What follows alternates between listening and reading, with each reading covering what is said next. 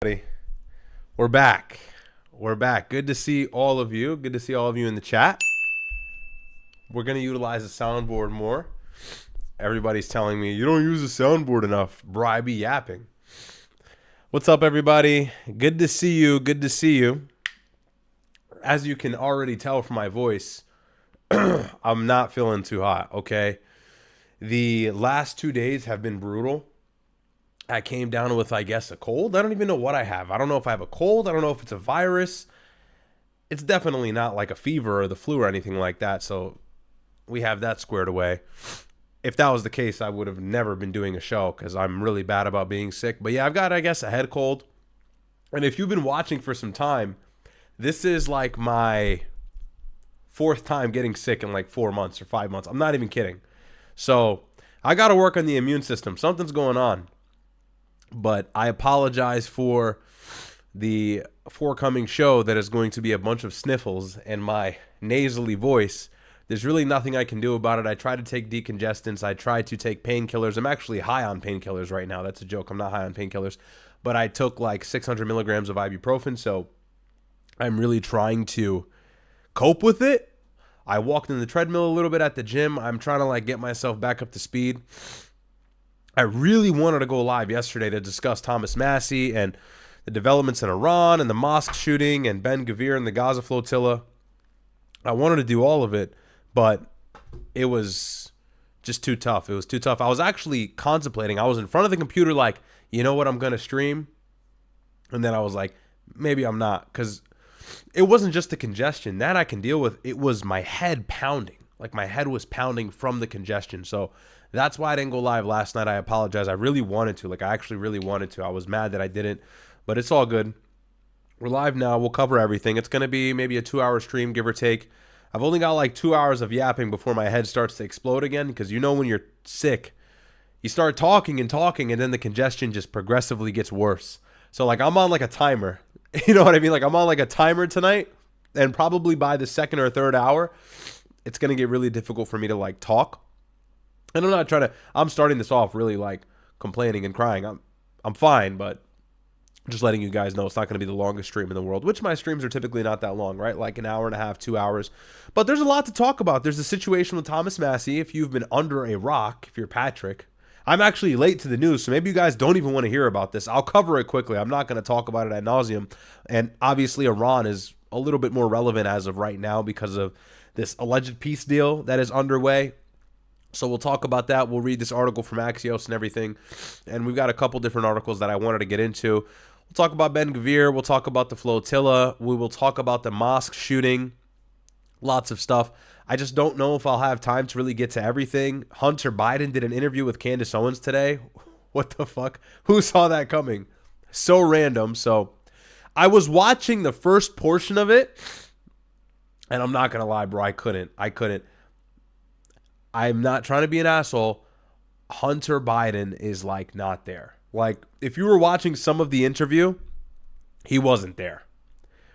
He wasn't there. God bless him. He was not there. So it was just a tough watch. I was really just kind of trying to compile the clips that I found on X and everything.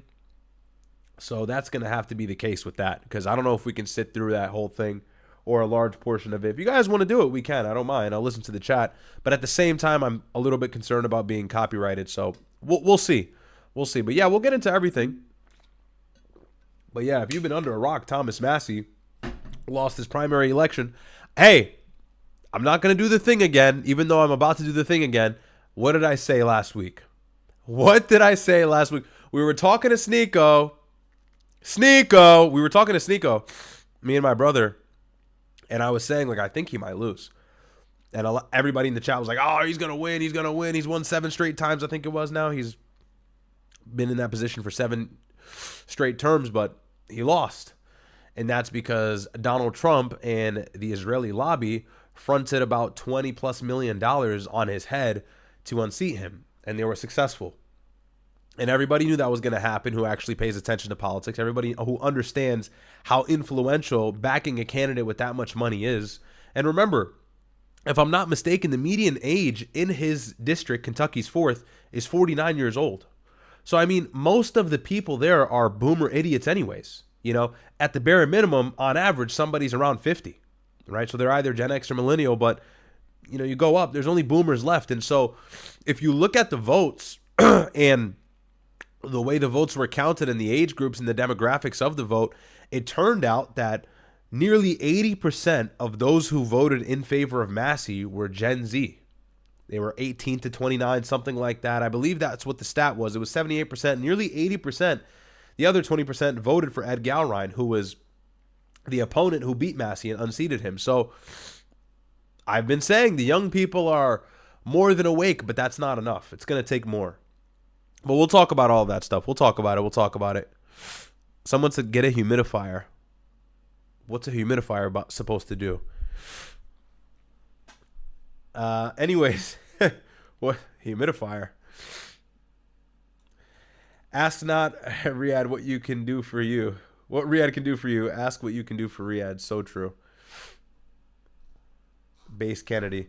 Yeah, so we'll read these articles. What's up, though, guys? I feel like it's been a little bit of a hiatus. You know, I haven't been live since Sunday. Yeah, Sunday. So it's been like 4 days.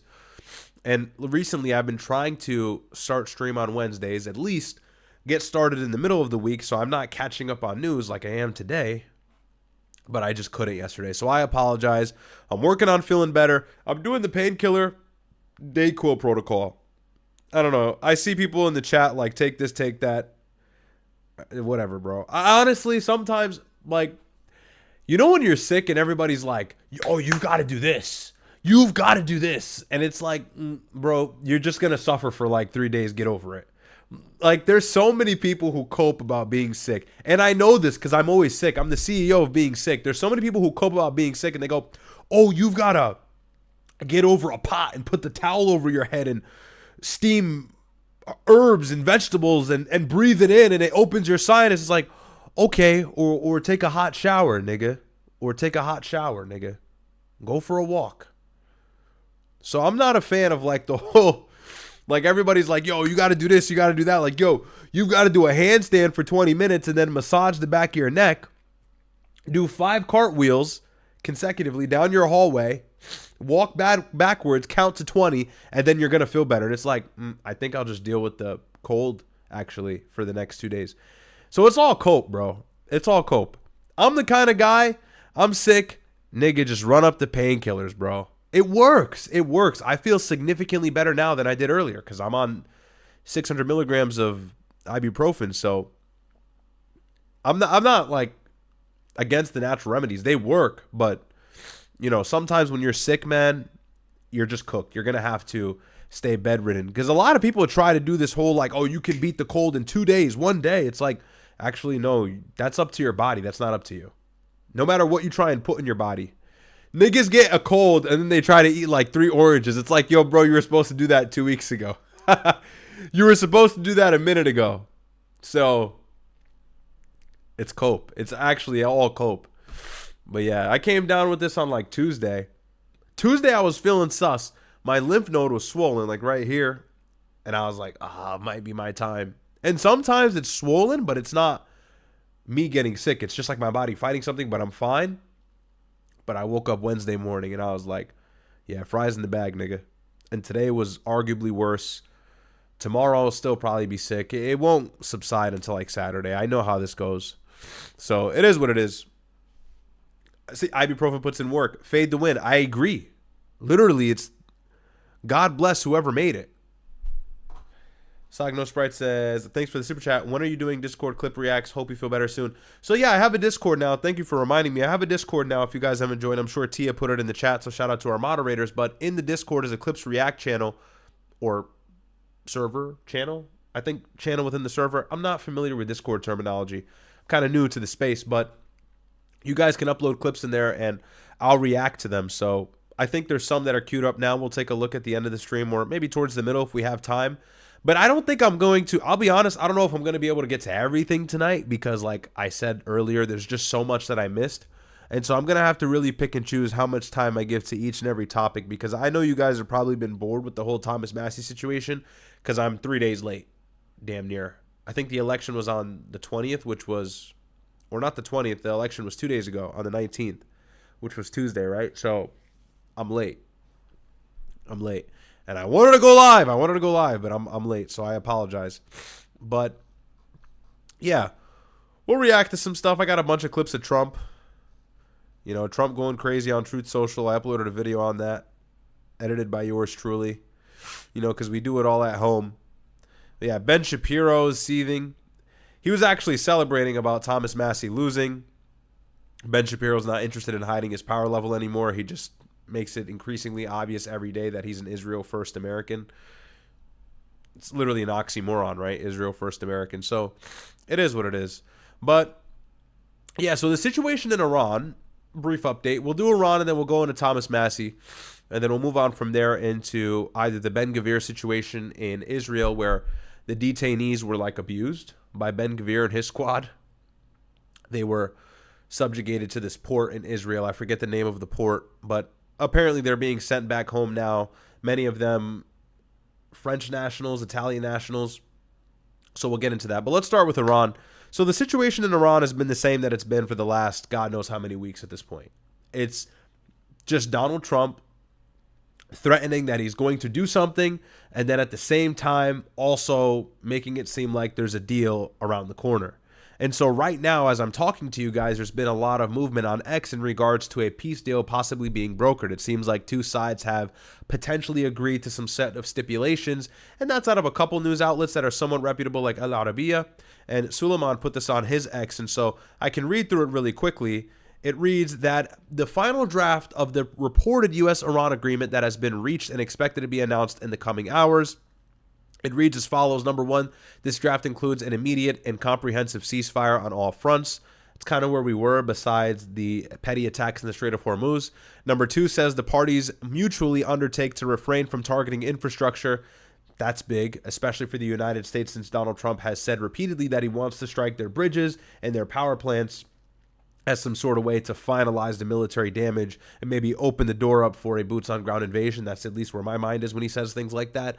Number three says freedom of navigation in the Persian Gulf and the Strait of Hormuz is guaranteed under a joint monitoring mechanism. So a way it was managed before is not the way it will be managed now. Obviously, before, the Strait of Hormuz was largely just this free open space of water. Obviously, Iran in Oman owned the strait and they had control over it, but they weren't vicious about tolling ships and these certain passageways that ships had to pass through like they are now. And so they're tolling these vessels. They're threatening to hurl drones at these vessels. They're threatening to hurl maybe even missiles. Who knows what they're saying, as well as their speedboats that pose a threat that actually, in my opinion, ran the Navy destroyers out of the Strait of Hormuz just about a week and a half ago via Project Freedom, which was Trump's plan to have this escort mission of all these oil vessels out of the Strait of Hormuz. Okay, but anyways, it continues on. Number four is sanctions will be gradually lifted in exchange for Iran's compliance with the terms of the deal. And now the deal is likely something pertaining to their nuclear program, something pertaining to them downblending their enrichment, maybe halting their enrichment at 60%. I don't know if the United States will actually concede to that. That's a bit of an L for the U.S. because the whole reason why we started everything is because the 60% was way too close to 90%. 90% enriched uranium is where you can then make a bomb that can be used against people for all intents and purposes. So who knows what the stipulations are there. And like I said, I'm seeing conflicting reports, but this seems to be the most consistent set of ideas and plans that they've agreed on, allegedly, before it goes public. And then number five here says negotiations on outstanding issues shall begin within a maximum of 7 days. So again, it's like we agree on two things, but the third agreement is that we'll talk about it next week. And to me, this has been the sign, and I've been right. I mean, look at the last few weeks. This has been the sign that I don't really think the United States desires a peaceful outcome with Iran. They want it to seem that way, and so that if they do strike them again militarily, if there's a kinetic aspect to the war, again, a part two, it will seem like we are defending the region or we're battling Iran because they're evil. So we have to make it seem like we're chasing diplomacy and they don't want to talk. When in actuality, we're feinting diplomacy and we're operating in bad faith. And of course, we know that because when J.D. Vance went there in the beginning of the month, the demands were maximal. And he should have known on that 18-hour flight to Islamabad, Iran was not about to just relocate their enriched uranium that they spent years building and get rid of their centrifuges and bring their nuclear facilities above ground so the U.S. can just bomb them whenever they desire. And so it's obvious that we're facing diplomacy. If we really had an interest in diplomacy, don't you think we would have had these talks with Iran before striking them and killing their leader? So to me, I think this is just an opening for maybe another attack. Now, I did see some conspiracooks off of X, and this is worth mentioning, so I'm being funny and tongue-in-cheek there, but I have seen some conspiracy on X of people saying that, the pizza shops and the restaurants local to the White House have had very busy schedules. The amount of traffic they are receiving is a lot larger than it usually is around this time of the week, and if you don't know, the alleged theory there is when White House officials are under a lot of pressure and intensified in negotiations or intensified in their work, figuring something out, especially foreign policy related, they don't leave the White House. They order all their food. I'm not saying that's true. That's just what the rhetoric is on X. And that was, I think, what happened before the February 28th strike when we started the war. And so we see that again. There's been a couple people watching these lunch spots around the White House, and they realize that White House officials are making this place a lot more busy than it typically is because of delivery or whatever it is. Look, I'm not saying I believe in that, but that's just what I've seen. So a lot of people are hinting at the idea. I'm saying this all to say a lot of people are hinting at the idea that the war will resume this weekend. I don't know. I mean, we've said this the last few weeks. I said in the beginning of the week, I believe on Sunday, that I think we're getting closer now to a second restart. And that's because Trump is kind of trapped. And I've said this before. He's in this corner where he really has no decision except the decision, which is to start the war again. Diplomacy is off the table, and Iran is not willing to concede on anything that the United States is proposing. And we tried to get them to bend and fold with the whole Operation Freedom, Project Freedom thing, where U.S. CENTCOM had announced that we're going to guide oil vessels out of the strait, and it would be a great idea. I said before that happened, this is a horrible idea. It's going to fall flat on its face because of the fact that the whole reason why the Strait of Hormuz has become stagnant and ice blocked, it's frozen, is because the oil vessels are afraid of getting hit by drones or Iran as a whole. And so if the U.S. guides these oil vessels out of the strait, that actually guarantees warfare again and guarantees danger against these ships. So it was a bad idea to me in the beginning, whether it's a carrier strike group or anything else. If our Navy is in the Strait of Hormuz trying to guide these oil vessels out, which is the very thing that Iran is weaponizing against us, making this painful for the United States economically, well, then obviously they're going to strike back. And the people on these oil vessels, who are not military, by the way, full and well understand that fact. And so their reluctance is obvious. And the United States tried to involve Saudi Arabia and Kuwait. Didn't work. They said, no, you can't use our airspace. You can't use our air bases. And so we had to pull out of it, as well as other reasons that Donald Trump had allegedly stated were motivating the pause of the operation, which has now seemed like an indefinite pause. I don't think they're going to try that again. So the only other option, I mean, you think about it, Trump has really exercised everything that's on the table in front of him. The only other option at this point is to hit him again. And that's what everybody's saying. All the experts, all the analysts, as I've been reading and watching these last few days, have been saying and hinting at the fact that it seems like the United States has exhausted all its possibilities. And that may be a part of the larger plan, right?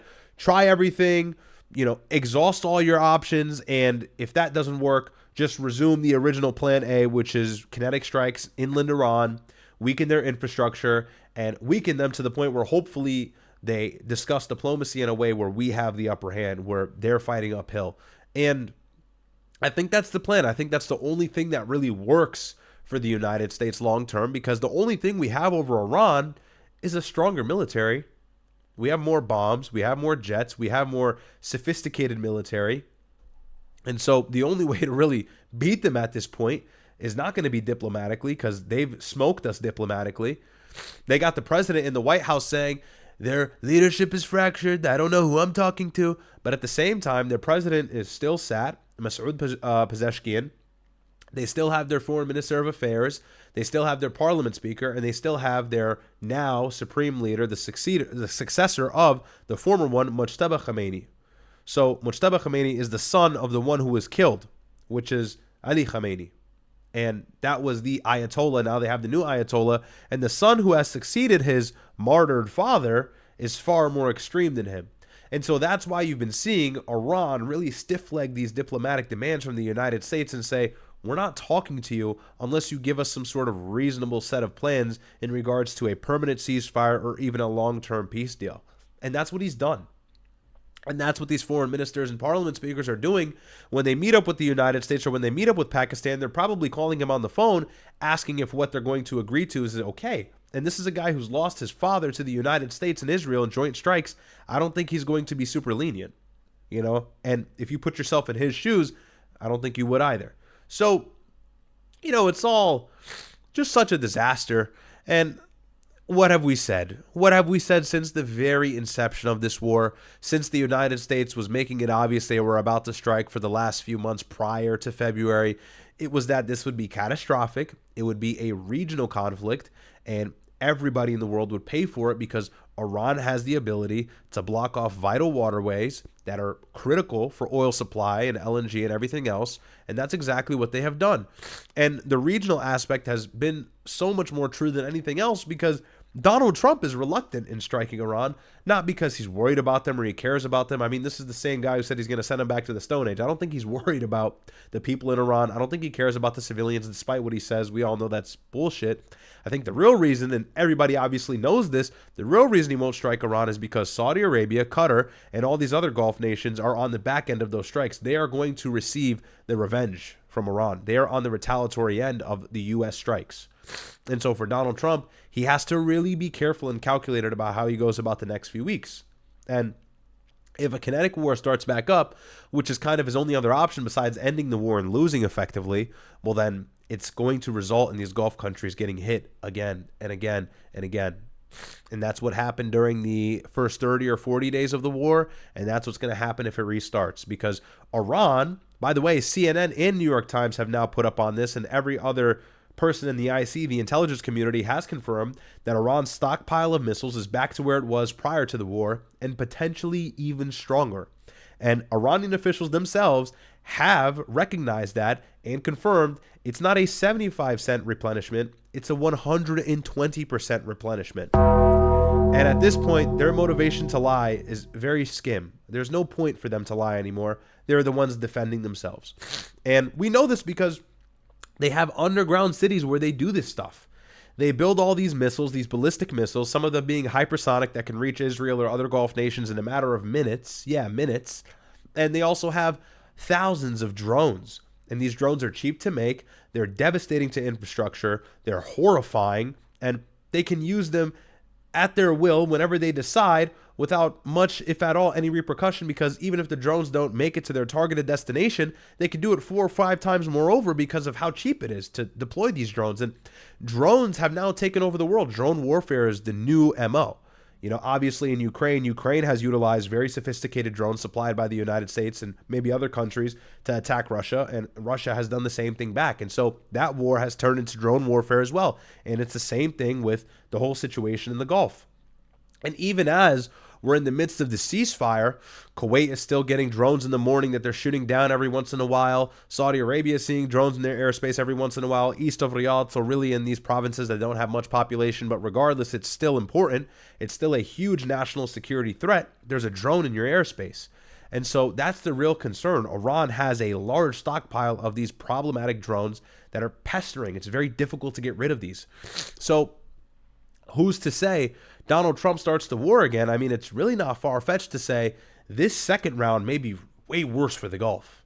Maybe way worse. Because now Iran understands if the war restarts, all bets are really off. We've kind of, we've made some sort of distance in peace talks, at least because the war has not restarted entirely. And the Pentagon is saying the ceasefire has not been broken. Iran is saying the ceasefire has been broken like 4 or 5 times at this point, and they're actually upset about it. And that was in regards to us entering the Strait of Hormuz and trying to guard these ships out or guide these ships out. And their parliament speaker and their foreign minister said if the United States does that, which was Project Freedom, we will take that as a start to warfare again. And that's exactly how they took it. And that's kind of how they should have took it, because the Navy was in their water guiding the ships out. And so they attacked, and they released statements saying the ceasefire is clearly off. The United States does not want to exercise diplomacy, but the Pentagon, and people say you're pro IRGC, you love IRGC, and did I just drop? One's in the chat if you guys can see me.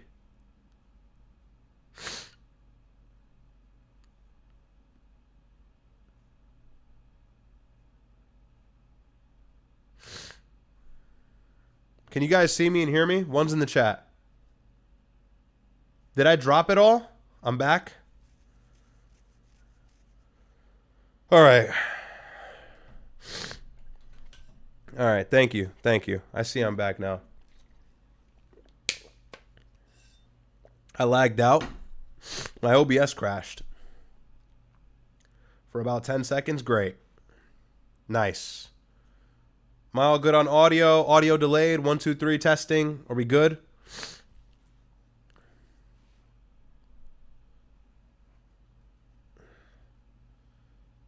Is it lagging? Okay, everybody's saying Mossad. This is funny. Audio is delayed. Come on.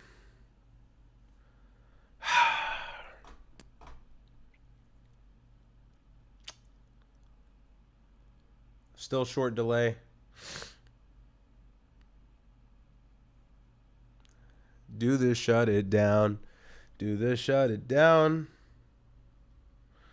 One chef, sorry, I forgot to text you. Hang on, guys. Let me figure this out. I'm watching myself. Still short delay. Okay, we're good. We're good. L sniffles. I know, I feel terrible. Where the hell was I? What was I talking about again?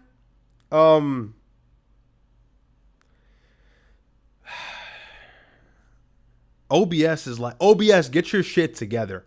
OBS is the most glitchy. Anyways, because then I'm going to go off on another tangent. Yeah, so Iran. Oh, we were talking about Iran again. The same thing that we've been farming for the last 10 years. You know, the topic that I've been farming on the channel. The other day, Sneako was on live. I was watching him. He didn't think I was watching him. He went to my channel to see if I was live because he was going to call me on Discord. He said, bro, this dude just uploaded his, like, millionth video on Iran day 7,000. Like, all right, bro, God forbid a nigga has to cover the war. Muted?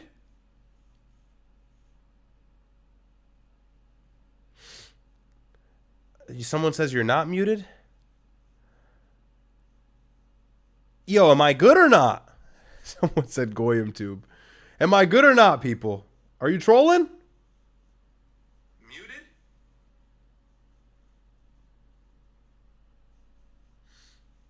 Yeah, what the hell? Please don't troll in the chat. All right, anyways. Where were we, bro? Okay, I get it. I'm fine now. I'm not muted. I was going to say if you can't hear me, restart your stream. But obviously if you can't hear me, you're cooked. Whatever. All right. So, yeah. The situation, the Strait of Hormuz, the Gulf countries getting hit. What were we talking about? What were we talking about specifically before I just got massaged, huh? It was fainting diplomacy. Oh, yeah, I guess we'll start from there. So, yeah, the United States is trying to make it seem like everything is good. We're painting this public image as if diplomacy is around the corner. And that's for two reasons, really, I think. One, we want the element of surprise if we restart the war. Don't forget, every single time Donald Trump tried to implement some sort of escalation, it was right after he said, we've got peace on the way. You know, the whole situation in the Strait of Hormuz that we just saw 2 weeks ago, us bombing their coastline, and that was in response to the Fujairah oil facility being struck in the UAE. But regardless, us bombing their coastline, Bandar Abbas, Qasem Island, I believe Minab as well, they were all hit with U.S. strikes.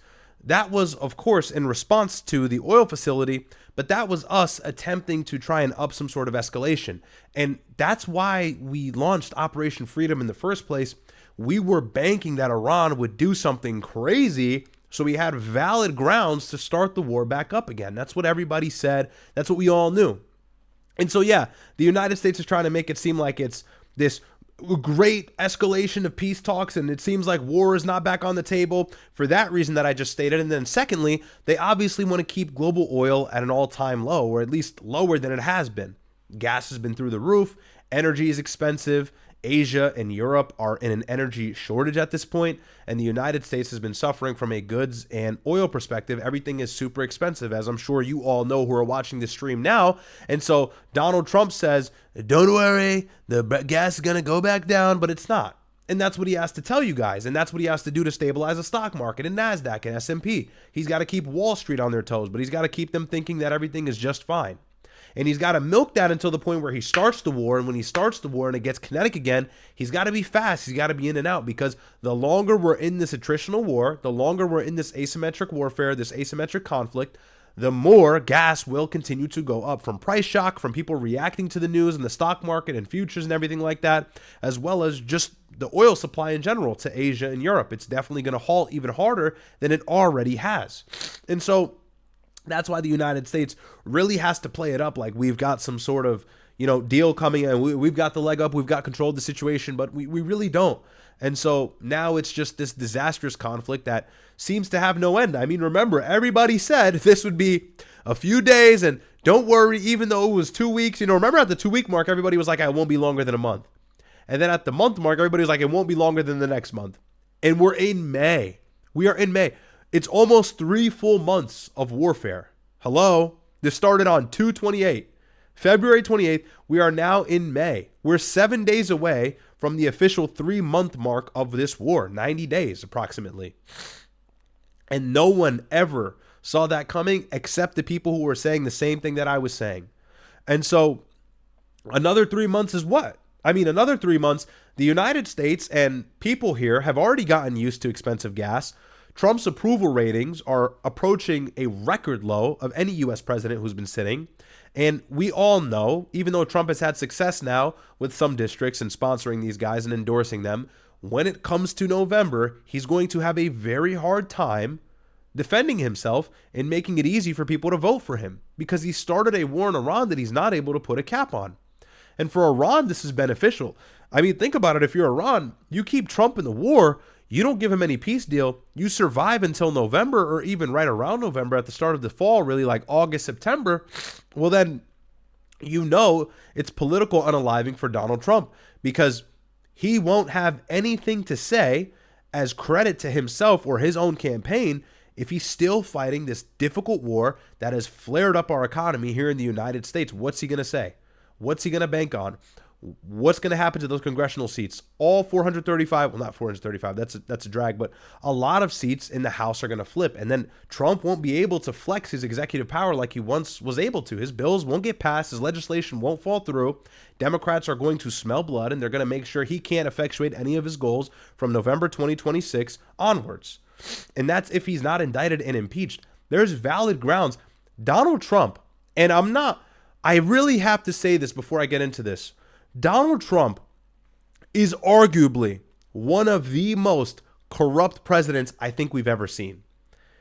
And there's some real lore, and I'll get into it at another time because I haven't read too deeply into it, but I can tell you for sure, at least on the surface, he's certainly responsible for insider trading.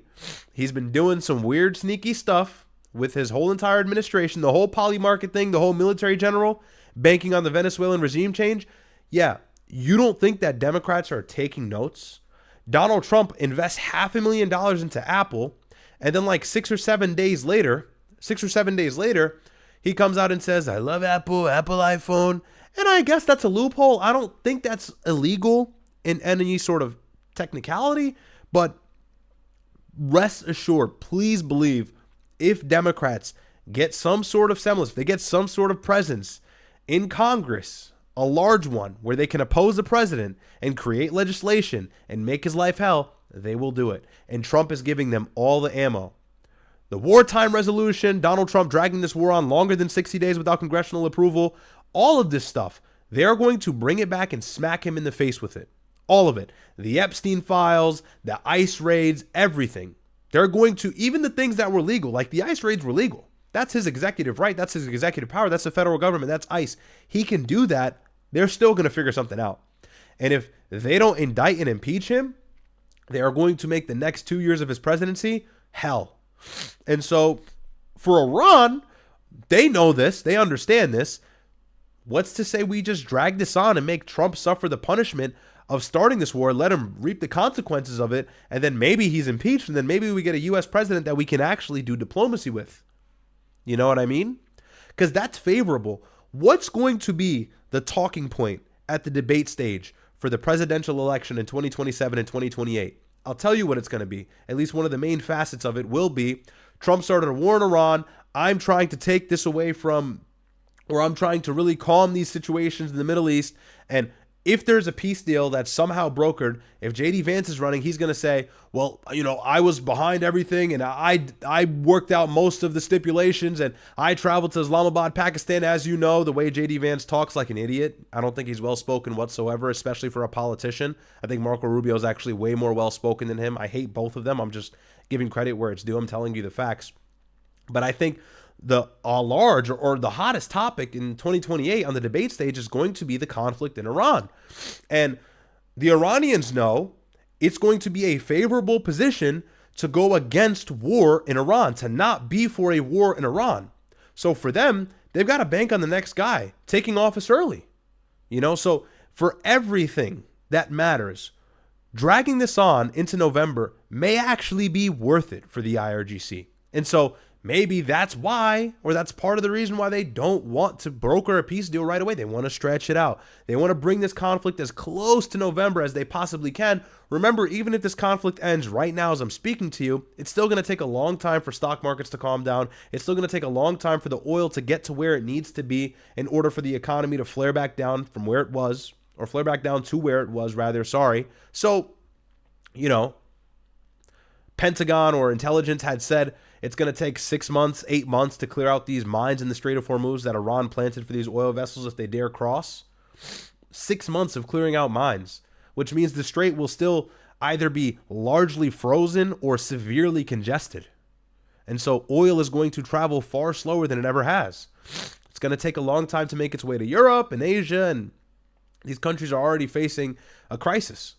So, we'll see what happens, but it's you guys are hilarious in the chat. But we'll see what happens as time progresses. But yeah, war can start back up any second. Who knows? But right now, in the midst of this ceasefire, Iran is winning. This ceasefire serves them so much more. So, and remember, they still got the 60% uranium. They can go to 90. And then you've got stuff like this. Take a look. There we go. You got stuff like this out of CNN. Iran rebuilding military industrial base faster than expected. Already producing drones according to U.S. intel. That's great. And then this article too. This doesn't sit well with me. This puts a pit in my stomach as well. U.S. intelligence shows Iran retains substantial missile capabilities. Secret new assessments say Iran has operational access to 30 of its 33 missile sites along the Strait of Hormuz, suggesting that its military remains far stronger than President Trump has asserted. So this is the country that's waiting for the war to restart. And by the way, part of the reason why we didn't strike them right away, because remember in the beginning of the week, Donald Trump was saying they got 2 or 3 more days. He says 2 or 3. He says 2 or 3. Bro, what? Bro, you're commander-in-chief, bro. Figure it out. He says 2 or 3 more days till we strike the Strait of Hormuz, till we strike Iran. All bets are off. Time is ticking. He said that last week. And then he goes on Truth Social and he says, never mind. Crown Prince called me. It's all good. It's like you're full of shit. And also, part of the reason why is because there have been many reports coming out through mainstream media news outlets like Washington Post and New York Times that now Iran possesses the capability of tracking U.S. real activity, like military activity in the air, better than they did in the beginning of the war. Now, whether that's in regards to Russia supporting them or China giving them satellites or radar systems, whatever it is, now Iran is allegedly more equipped to defend themselves from the air against the United States. Their patterns or whatever it is, I really didn't understand exactly what was meant when I read that, but the idea is an air campaign won't be as effective as it was the first time. And that's just common sense because they went through it once, they're ready for it again. And so that's another reason why Trump has been reluctant. And this is what he said on Truth Social after hurling his threat just 2 days earlier. Remember, a few days before this, he was saying he's going to start the war back up 2 to 3 more days. Iran, time is ticking, clock is ticking. And then he says on May 18th, I have been asked by the Emir of Qatar, Tamim bin Hamad Al Thani, the Crown Prince of Saudi Arabia, Mohammed bin Salman Al Saud, and the President of the United Arab Emirates, Mohammed bin Zayed, to hold off on our planned military attack of the Islamic Republic of Iran, which was scheduled for tomorrow. In that serious negotiations are now taking place, and that in their opinion, as great leaders and allies, a deal will be made which will be very acceptable to the United States of America, as well as all countries in the Middle East and beyond. This deal will include, importantly, no nuclear weapons for Iran. Based on my respect for the above-mentioned leaders, I have instructed Secretary of War Pete Hegseth, the Chairman of Joint Chiefs of Staff General Daniel Kane, and the United States military that we will not be doing the scheduled attack of Iran tomorrow, but have further instructed them to be prepared to go forward with a full, large-scale assault of Iran on a moment's notice. In the event that an acceptable deal is not reached, thank you for your attention to this matter. President Donald J. Trump. Taco Tuesday, huh? Trump always chickens out. Always chickens out. So,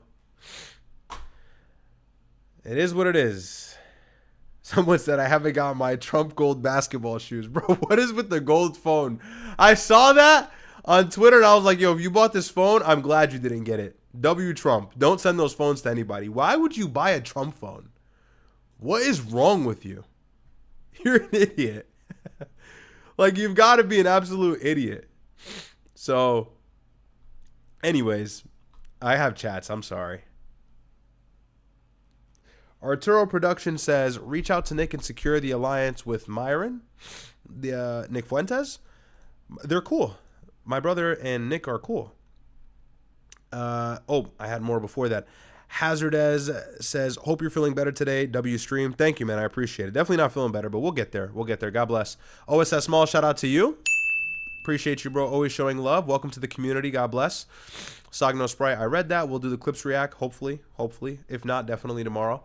Mr. Ferdinand, W. Riyadh, my guy, growing out the dreads. Hey, okay. These are not dreads. These are not dreads. These are just curls. And I'm not being racist. I'm not being racist. I would never get dreads in my life. I would never get dreads. So no, it's just curls. It's just curls. Where do you see a dread pattern? God forbid. You crazy? It's curls. I got a new routine now. You know, they're not dreads yet. No, they will not be dreads. I will be trimming the hair. And plus I'd have to like twist them and everything. I'd have to try really hard to make my hair dreads. Okay, I'm about to do like a brown coat, but guys, like the texture of my hair is not that bad. Okay, it's pretty soft, but no, yeah, I would never do dreads. Too tacky. I don't like them. XX James, welcome to the squad, bro. Shout out to you. God bless. Thank you so much for the subscription. Arturo Productions, reach out to Nick. Oh yeah, I read that already. Yeah, no, Nick and my brother are cool. Sagno Sprite, this is kind of stupid, but did you see Trump refer to his son as a person I've known for a long time? Yeah, he's losing it. I think I have that clip queued up. He's losing his mind. David says, you think he was corrupted during his 16-20 run? You know, I mean, he pulled out of the Iranian nuclear deal, which was sus, but his first term was not nearly as bad as his second. Like, Trump's first term was, you could deal with it. It was somewhat manageable. Now it's horrendous. So, Myron would cook you if you got dreads. Yeah, I would never get dreads. I would never get dreads. It's just a dirty looking haircut. If you got dreads, you got dreads. And by the way, dreads are appeal. Like, if you have dreads, girls like it. Like, and it's not just like black girls. Like, white girls do like that. Because it's like all the hype of a black guy. If you're a black guy and you're somewhat tall, voice crack, you're somewhat tall, you know, you got J's on, you got the drip, you've got like the hood wear, you got dreads, you got a fitted, you got a trucker cap, like, you know, you're going to get bitches. Like, I've seen it. It's appeal. But I'm good. I'm good. I prefer to be clean cut. I prefer to be low key. I don't like long hair like that. That's just me. Even this is pushing it for me. But I've been getting loads of compliments. Everybody likes it. My mom likes it. So I'm going to keep it. I'm going to keep it. Yeah, no dreads though. No dreads. God forbid. If I get dreads, you guys all have permission to never watch me again. I command you to never watch me again if I get dreads. Anti-dreads over here. We don't do dreads. We don't do dreads. And a Hellcat. Yo, if you missed, I'm going to tell you now. Well, we're going to get into Thomas Massie right now. If you missed the Sneako stream, please go watch like the last 20 minutes. Hilarious. I was watching some clips back that some of the community put in the Discord. I was rolling. Because like you all know how unhinged my brother is. Myron is crazy. And Sneako was like, yeah, I got a Hellcat. I'm like, yo, why do you have a Hellcat? Like, get a better car. You know, a Hellcat. Hellcat's a nice car. I'm just being tongue in cheek, you know. Hellcat's a nice car. But obviously I'm giving him shit for the stigma of it and whatever. My brother goes, yeah, you got a monkey cat. And I just lost it. Because it's like, you can tell my brother just is thinking about the joke. He builds it up. So I can't help but laugh. We're both laughing at Sneako. He's like, it's not funny. It's not funny. That shit was funny, nigga. That shit was funny. Yo, if you missed that, you missed out. Go watch the end of that stream. And then Sneako's goofing off. Bro, me and Myron are locked in. We're all locked in, but we're locked in talking about politics and Marco Rubio and Iran and Thomas Massie and everything, and we were talking about Chud the Builder. We're talking about culture, politics. It's a serious conversation. I'm looking at Sneako's stream because I always watch all the chats. I'm looking at his chat. I'm looking at Myron's chat. Sneako's drawing shit on my face, like on the stream. He's like drawing like a yarmulke. I'm like, yo, bro. And I'm like laughing as my brother is talking and like, just like lock in. But that was a really funny stream. So shout out to Sneako. Love Sneako. You gotta go watch that. You gotta go watch that. Yeah, I'm sure many of you saw it, but if you missed that, that shit was funny. That shit was funny. You know, I'll actually pull up because I'm talking about it right now. I'll pull up a clip. Where's the clip that I laughed at? Let me pull it up on Discord. If you missed it, this is just like, it's so hilarious, bro. It's so hilarious. Hang on, because you know my brother's bombastic and shit. Like, let me see. In any cases, the feeling is no. All right, Sneako and his Hellcat, I guess. Okay. It's right here. Don't worry, I know I'm not screen sharing. Relax. You bring it over here. It's like it's not even that funny. I don't know what makes this funnier than it really is. Anyways, so this is it. You guys should be able to hear it, hopefully. All right, Sneako and his Hellcat, I guess. Sneako and his Hellcat. Making fun of Sudanis, then driving a Hellcat. Crazy. Whatever. Bro, what do y'all niggas think about this right here, bro? I think this would be a fucking what do we think about this? What is this? A great, look, this we do. Didn't do nothing, muffin. What do y'all Wait, wrong clip, but that's funny too. It's funny because Sneako's like fatigued, rather, like, you know, like German. He's like, bro, Myron, stop, you're gonna get me canceled. This is the clip. Luxury, I don't know. I'm not. Yeah, okay, this kind of crazy. Sneako got a Hellcat, bro. Like, yeah, what kind of really funny. That's really like. The nigga got the monkey cat. That wasn't even clever. Like, how are you monkey? He's so fucking mad. Oh, bro. Yo, how is that not funny? I literally lost it. Like, bro, my brother's just so overtly racist. It's like, what is wrong with you, bro? That shit was funny. I don't care, bro. Look. Yo, bro, this is the best part. I gotta move myself out the frame. Look at Sneako. He's like, not funny. Me and my brother had the same reaction. We're literally the same person. Bro, look. I know I'm overanalyzing, like, but bro, this is actually, wallahi, I was almost in tears from this. Because, bro, when my brother's about to make a joke, I'm like crying a little. When my brother's about to make a joke, and I know him, it's my brother, I can see it building. Like, you know what I mean? When Myron's about to make a joke, it's foretelling. You can see it on his face. He like, you can see the grin. He has this cynical, sinister grin. Like, I know exactly what I'm about to say, and it's going to be insanely controversial. Like, look. Just watch Myron as we're talking about the Hellcat and shit. German. Look at him. Yeah, okay, this kind of crazy. Sneako got a Hellcat, bro. Like, yeah, what kind that's of really funny. That's really like. Look, he lets off these like micro giggles. That's when you know he's about to say some out of pocket shit. The nigga got the monkey cat. and then we both lose it. He falls back in his even chair. I fall back in the same direction. Yo! Chat, this shit was funny. I'm sorry, bro. This shit like it's Sneako. I'm sweating, bro. I'm sweating. It wasn't even clever. Like, how are you laughing? Yo, when black people, this is how you know we're actually black. People say, you're not black, you're not black. When black people laugh, they cannot stay still. God forbid you crack a joke around black niggas, they're all running in 7 different directions. Where they're like falling back in their chair so dramatically. You tell a joke, a black nigga literally gets up and runs. And I know that because that's me. Like, I just can't laugh at something and stay still. I'm also like kind of worried about these jokes he's making. I'm not trying to be like canceled. So I'm like moving off frame as I'm laughing. I'm like, ha ha, over here. My brother says some out of pocket shit. I'm like, ha ha ha. Like, bro, if you were watching, I turned my head away from I had to get out of the frame.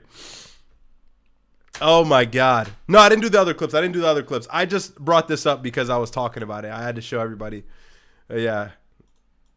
He's like, nigga got the monkey cat. Nigga got the monkey cat. Look how hard I wheeze, bro. That wasn't even clever. Like, how are you monkey cat? That wasn't. You should have said hell monkey because cat was in the word. Cat. Rather, you know. Yo, bro. Look at us. We're fucking. We can't handle ourselves. Oh my God. All right, we'll get to Thomas Massie. We'll do the clips react, guys. I promise. If we don't do it today, we'll get to it. I'm just behind on news because I've been sick, so forgive me. But yo, look at chat's dying. That shit was funny.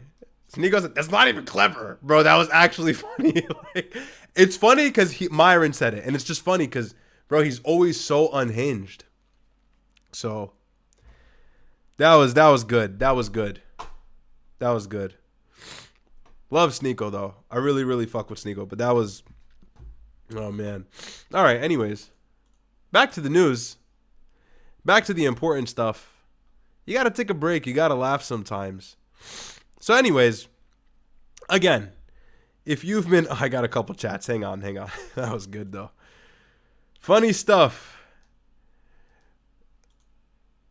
We were roasting each other for like 30 minutes. There's probably more clips. We'll react to them later though. Okay. David says, Sneako lost in technicalities. Make it funnier. XX James says, we need Myron on a stage, bro. Yeah, he's funny, bro. It's just like, he's so out of pocket and he doesn't care. He doesn't care, you know? So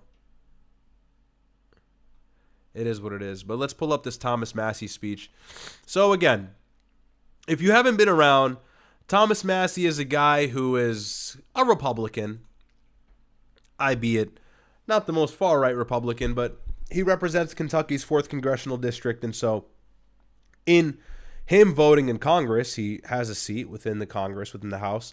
He has been known for voting against a lot of Donald Trump's or, you know, MAGA policies as a whole. And he's seen from the inside of the GOP as this Republican who has traded or really betrayed the base, this Republican traitor who always lines with the Democrats and votes against MAGA legislation. And there's a few reasons for that. One, Thomas Massie has made it known for years now at this point that he has no interest in foreign affairs that don't serve the benefit of the United States. And so he's never really voted on bills for funding foreign policy like that. And he's had that stance with not only Israel, but even Egypt and other countries. He always votes against foreign aid. So he's known as this like America firster, you know, super based. He's revered by all of the young people. And so he's been widely known, especially on X and stuff. He has a big following. He's one of the more famous congressmen. So, and I'm just giving you the brief. And if you haven't been paying attention or are not familiar with him, he's a congressman out of Kentucky's 4th Congressional District. And obviously the elections rolled around, the primary elections rolled around on Tuesday, and he lost because Donald Trump and the Israeli lobby worked in tandem to remove him from his seat. Now, total, there was about $35 million pumped into the campaign. And surprisingly, $15 million actually came out of support for Thomas Massie, but the other 20 came from AIPAC and the Israeli lobby, the Adelsons, whatever other very rich, influential Jewish people there were involved in that campaign, and anything else we may have not have been aware of that wasn't public, but they fought very hard to unseat him. And that's because this is the same guy who votes against any sort of financial support for Israel in their conflict with Iran. He opposed the war in Gaza. He opposed the war in Iran. He's always opposed his foreign aid. He voted against the big, beautiful bill. And that's why Donald Trump said on Truth Social, oh, he voted against the big, beautiful bill. He's this Democrat. He wants LGBTQ plus policies to make way in the country. When really, they've been in this feud for months. And Massie has been in this feud for months with Donald Trump because of the fact that, one, Donald Trump has framed his narrative, his campaign, as being this anti-establishment, for the people kind of president.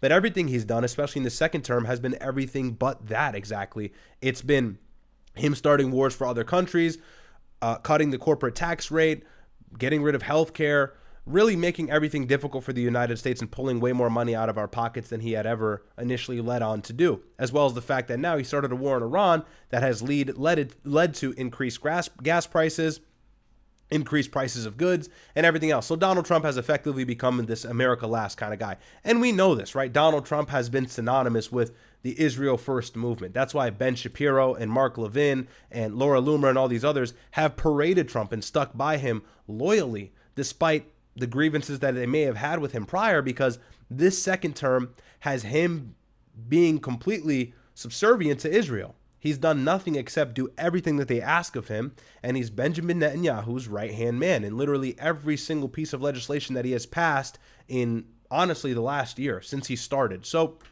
the only thing that seemed like was going to be this America First policy is deporting the immigrants because they're straining social services and they're filling up our cities and they're taking the housing. And that was the Republican rhetoric, and that's what they were running with. And he didn't even do that. And so the whole deportation thing fell flat on its face. Now ICE is being persecuted and Democrats are going to smoke them, and they're going to destroy all of the power they have in regards to deporting people in November when they take a majority of the House, which is likely at this point, and everybody's pointing towards that. That's what the polls are saying. And so Thomas Massie has been against Trump. Now, Nick said on his show, interestingly enough, and this was kind of his inside scoop, that Thomas Massie asked Donald Trump to keep Israeli money out of his district and so that he can continue to win and actually have a seat. Obviously, having a seat is important. All of these Congress people want to have these seats. They fight their whole lives for that. It's important to them. It's prestigious. And Donald Trump said, yeah, sure, but he never actually followed through. And so effectively, Thomas Massie said, well, if you're not going to help me, I'm not going to help you. I'm going to vote against your legislation because it's shitty anyways. And so most Congress people probably vote in favor of Trump's legislation, even though deep down they may not like it because they don't want the Israeli lobby to come for them. They don't want Trump to come for them. Obviously, Trump endorses the person you're opposing. It's a very low likelihood you'll actually win. And that's the situation now with even James Fishback. Obviously, it's still early in that election. I think his debate has just been confirmed from July 21st on Fox, and so we'll watch that. That's going to be really interesting. But James Fishback is running for governor of Florida, and he's going to be going up against Byron Donalds. And Byron Donalds has everything going for him, obviously, but the real deal is that Byron Donalds is backed by MAGA, and so it's going to be very tough for James Fishback. Now, is it impossible? No. But in the United States, it's really hard to beat donor class money, this Israeli donor class money.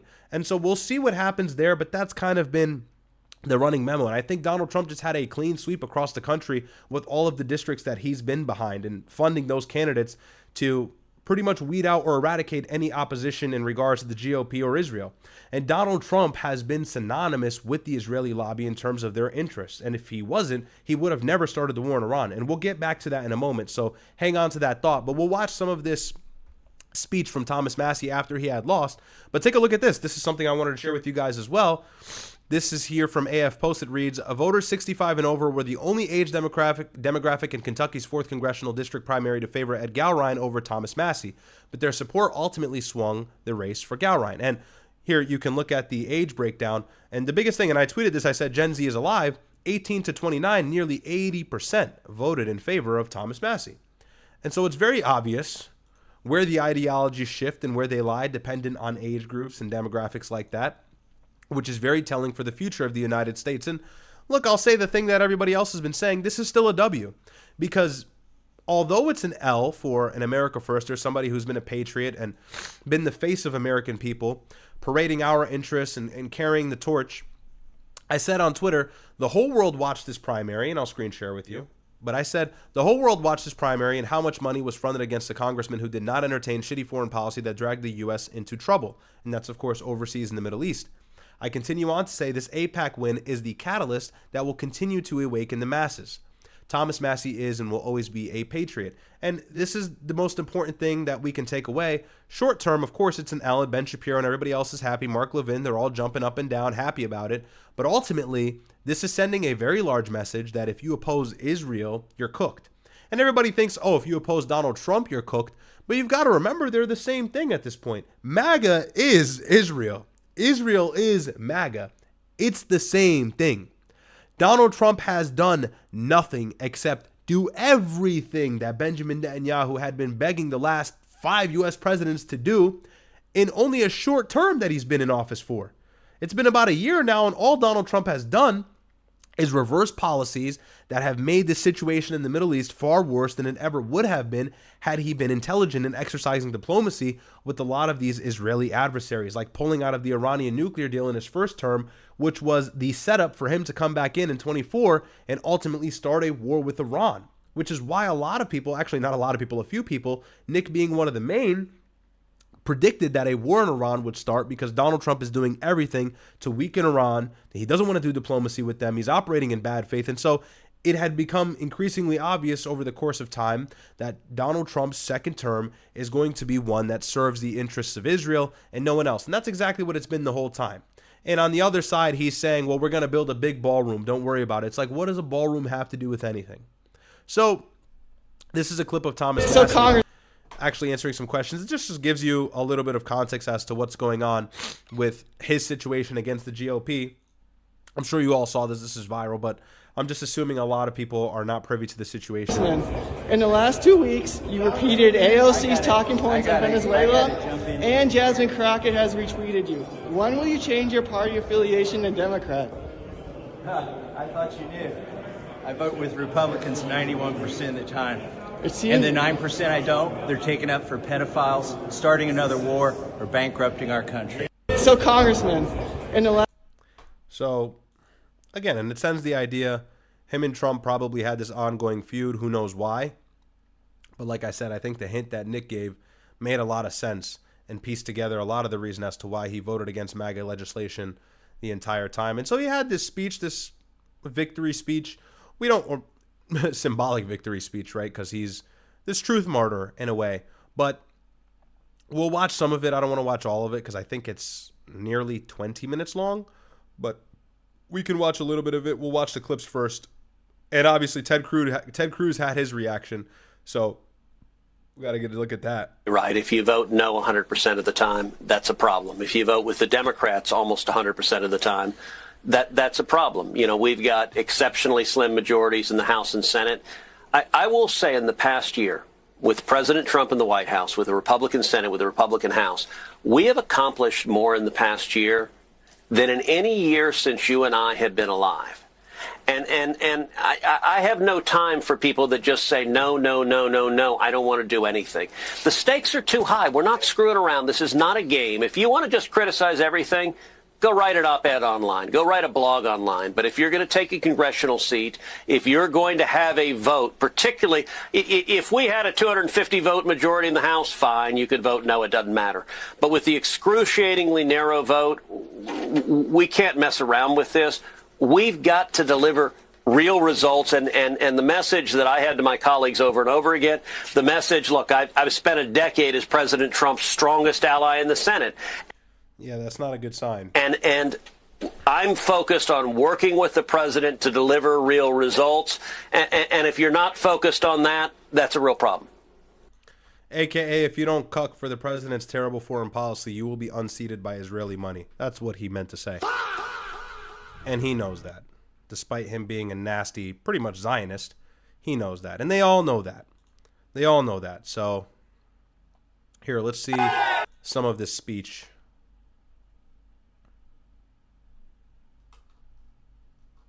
Our job.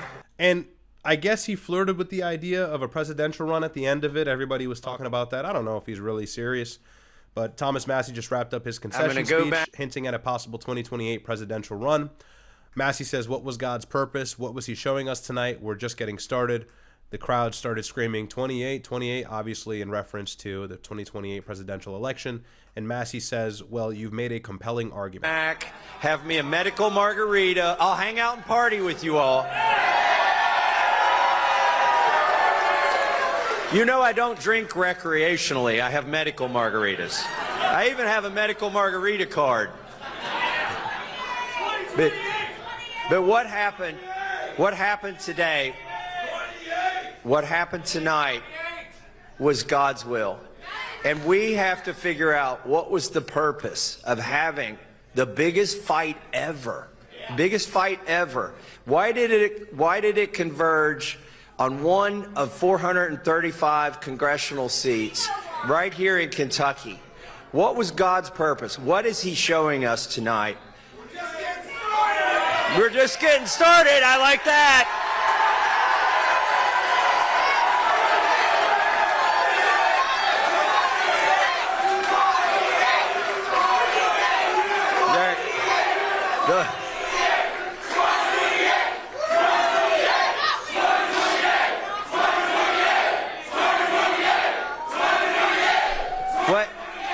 What happens in 2028?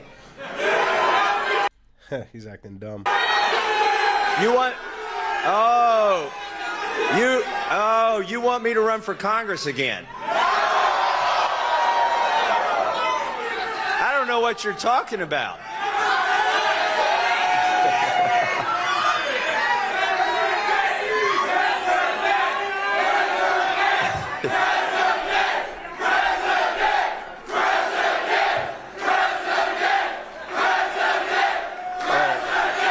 All right, well, you made a compelling argument. You spoke your piece, but I need a medical margarita right now. And we'll talk about it later. Thank you and God bless.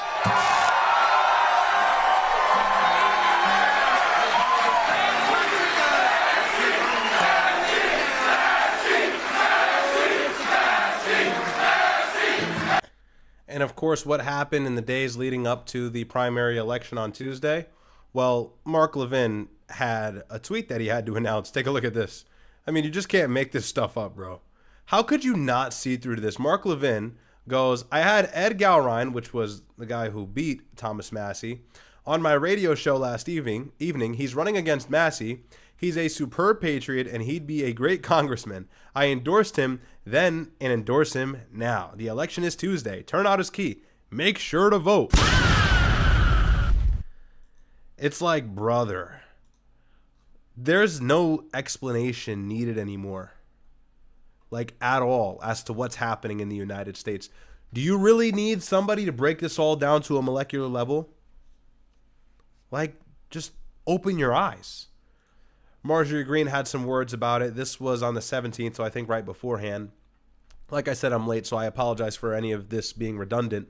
But she says, there were only 4 of us Republicans that signed the discharge petition to force the vote to release the Epstein files. Thomas Massie, Nancy Mace, Lauren Boebert, and myself.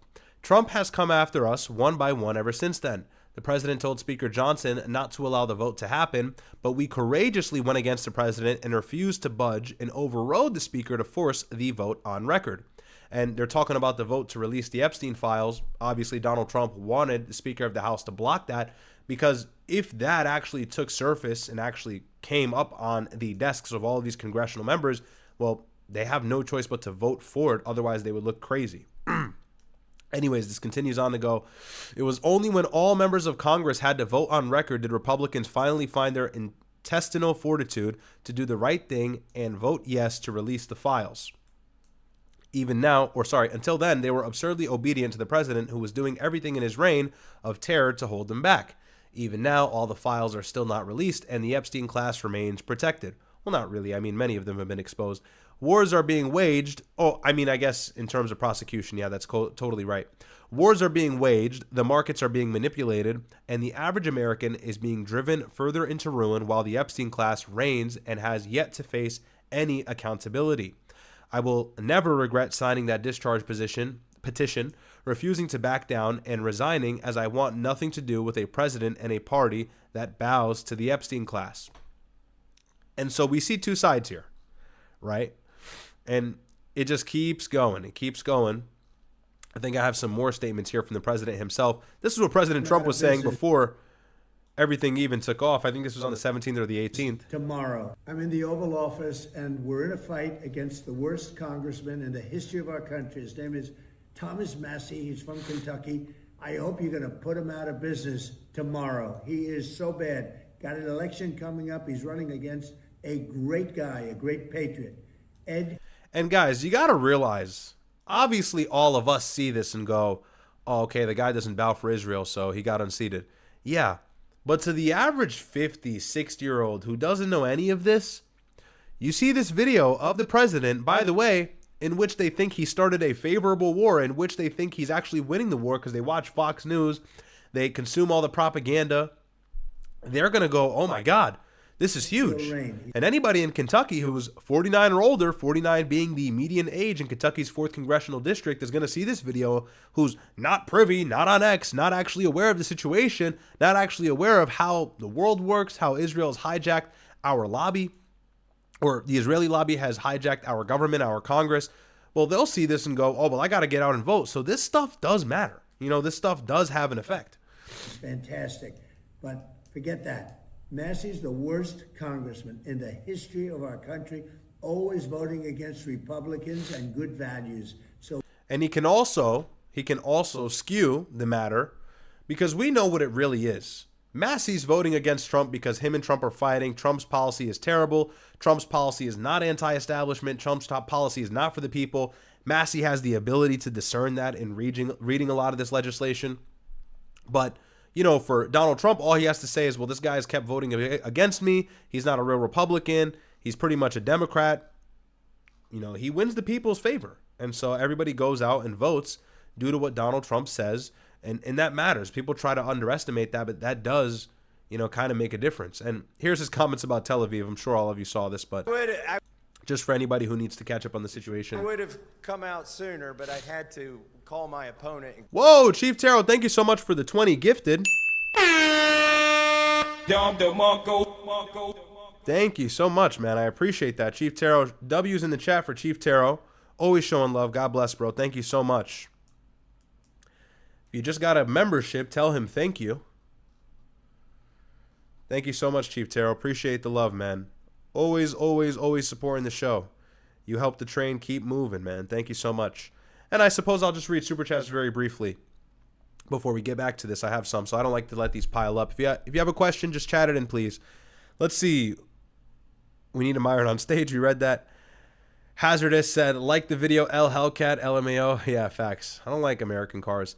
Dominicano says, LMFAO, I was dying during that roast session. Thank you for roasting Haiti, too. Yeah, because he was coming for Sudan. I don't know how it started, though. I'll be honest. I don't know who threw the first punch. It was probably my brother, if we're being real.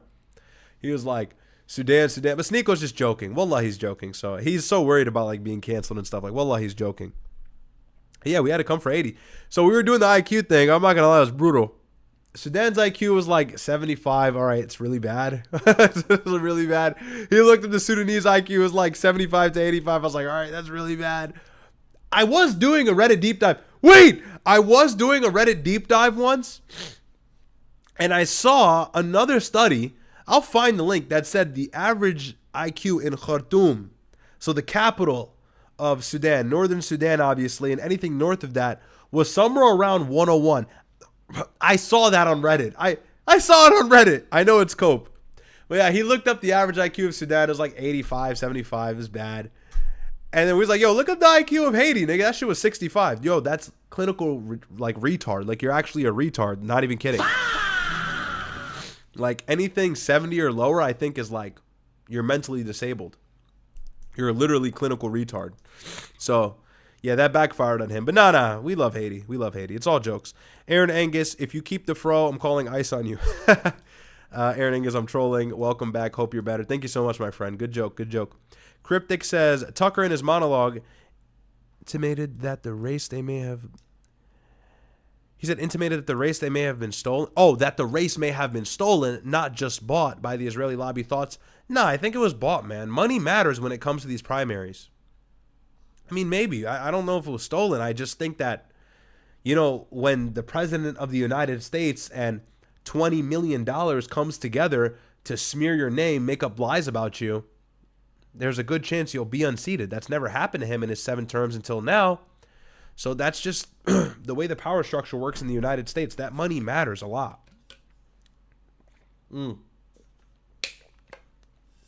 yeah, let's get back to the video. Concede, and it took a while to find Ed Galrein in Tel Aviv.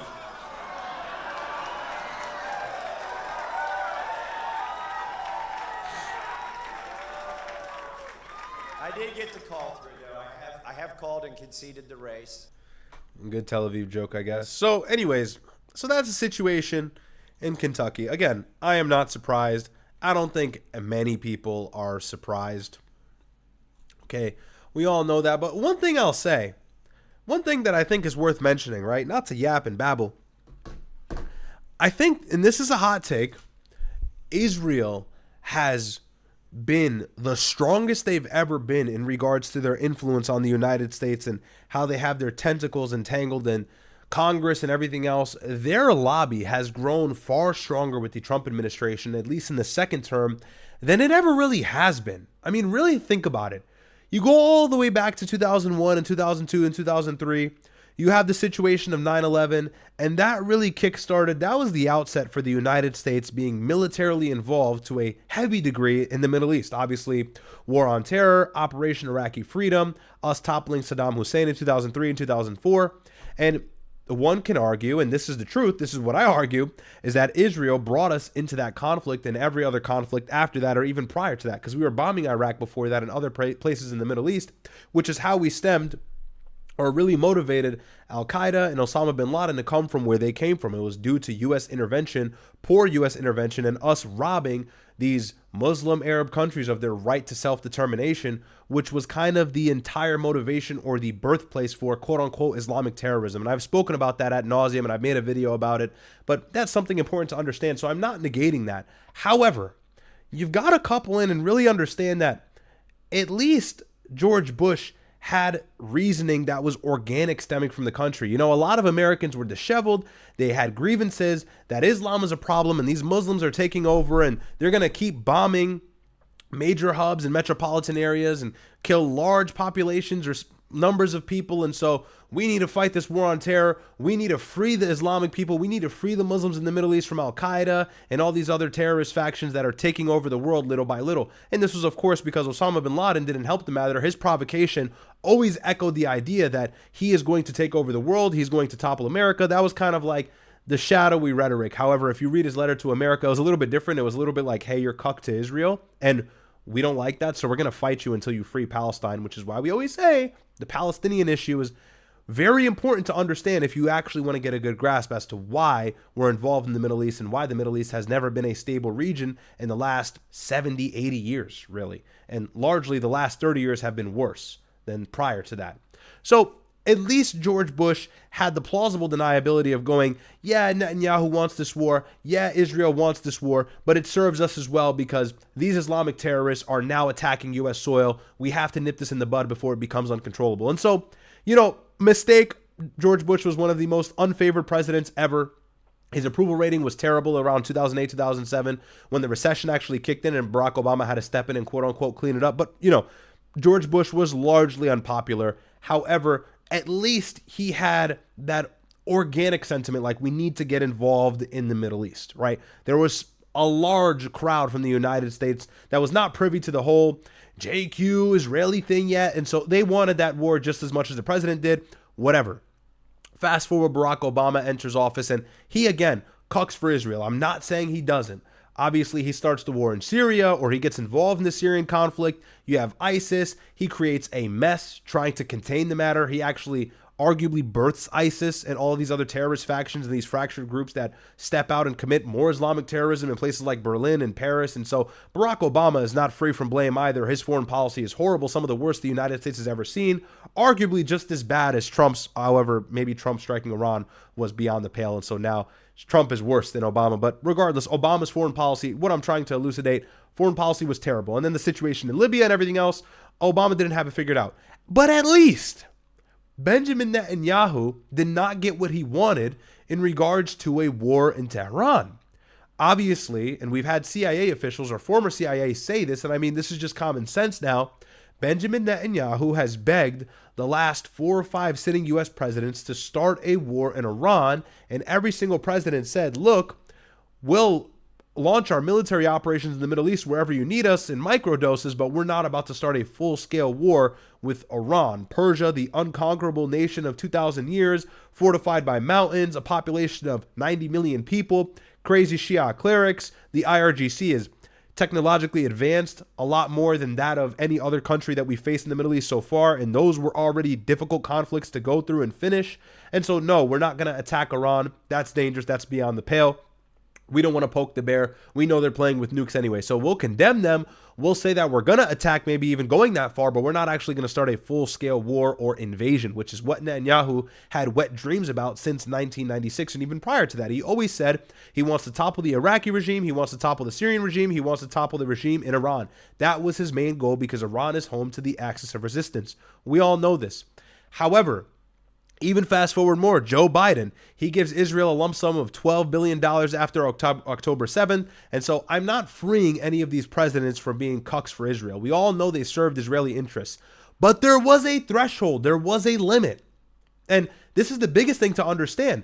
Obama, on his way out, did something to kind of remedy all the damage he created in the Middle East. And he brokered a deal with Iran to halt and draw back their uranium enrichment to 3.67%, which is no longer anywhere near weapons grade, just enough to power plants and anything else that's needed domestically. But in regards of weapons grade uses or malicious uses, he pretty much de-armed or disarmed Iran for the large part, at least for the foreseeable future. The IAEA was involved in inspections, and so they always came out and said Iran was very compliant in these inspections. And so Iran was no longer this real like pressing nuclear threat. And anybody with half a brain knew that, and now Obama's obviously parading. Just recently in an interview, he said, well, no one trusted me and I had it all figured out. And that is true, but that doesn't relieve him of all the mistakes he made in the Middle East. I think Obama actually has more innocent Muslim blood on his hands than Bush. In Syria and Libya, he's killed millions of innocent Muslims. So Obama's not free from the matter, but at least Obama did something on his way out to set up the future a little bit better. And then comes in Joe Biden, or obviously Donald Trump in his first term.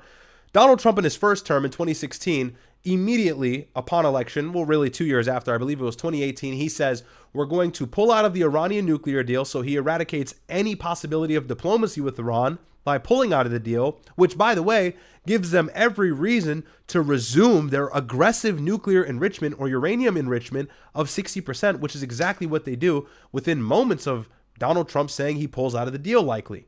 And so not only does he say no longer are we in a deal with Iran and destroys all possibilities of diplomacy with this very touchy country like a hot rod, but then he greenlights the IRGC as a terrorist organization, kills all their leaders, tries to weaken their military from the inside out, and this is obviously a ploy. This is a setup to eventually invade Iran and regime change them or destroy them from the top down.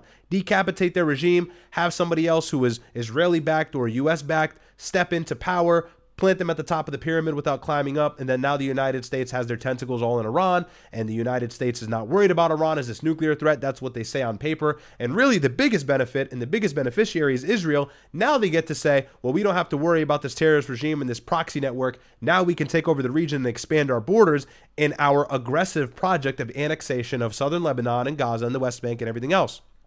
And so I'm just giving you the timeline here because I want to make this point that I don't think anybody else has really mentioned as I've seen lately. You got to realize Donald Trump did the thing that every president didn't do. And this was the finale.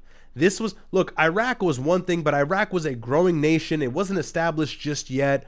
And Saddam Hussein, look, you had the reason. He invaded Kuwait. He was crazy. He tried to invade Iran.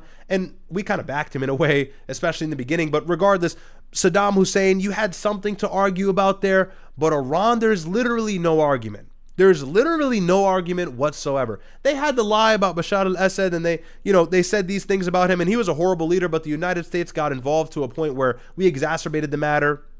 And we said we didn't want Russian Air Force in there, and we didn't want Soviet air power and whatever. So I'm saying all this to say maybe there was some benefit in prior Middle Eastern intervention, which there isn't, but I'm being gracious so I can make this point stick out even more. Donald Trump attacks Iran, and really think about it. There's only two real reasons that come to everybody's mind as to why Donald Trump would make such a grave mistake. This is the most popular thing that everybody says.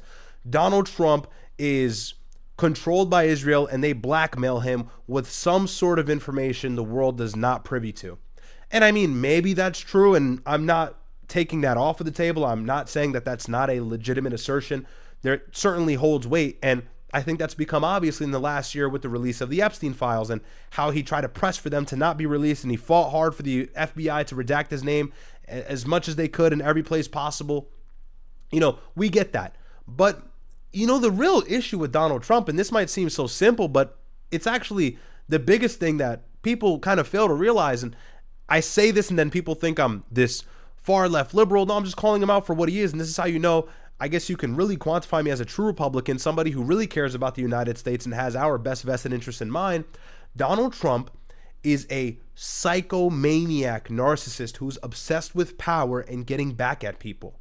And so for the Israeli lobby, this is the perfect way to exploit him in order for them to reach the means to their end, in order for them to actually achieve their goals.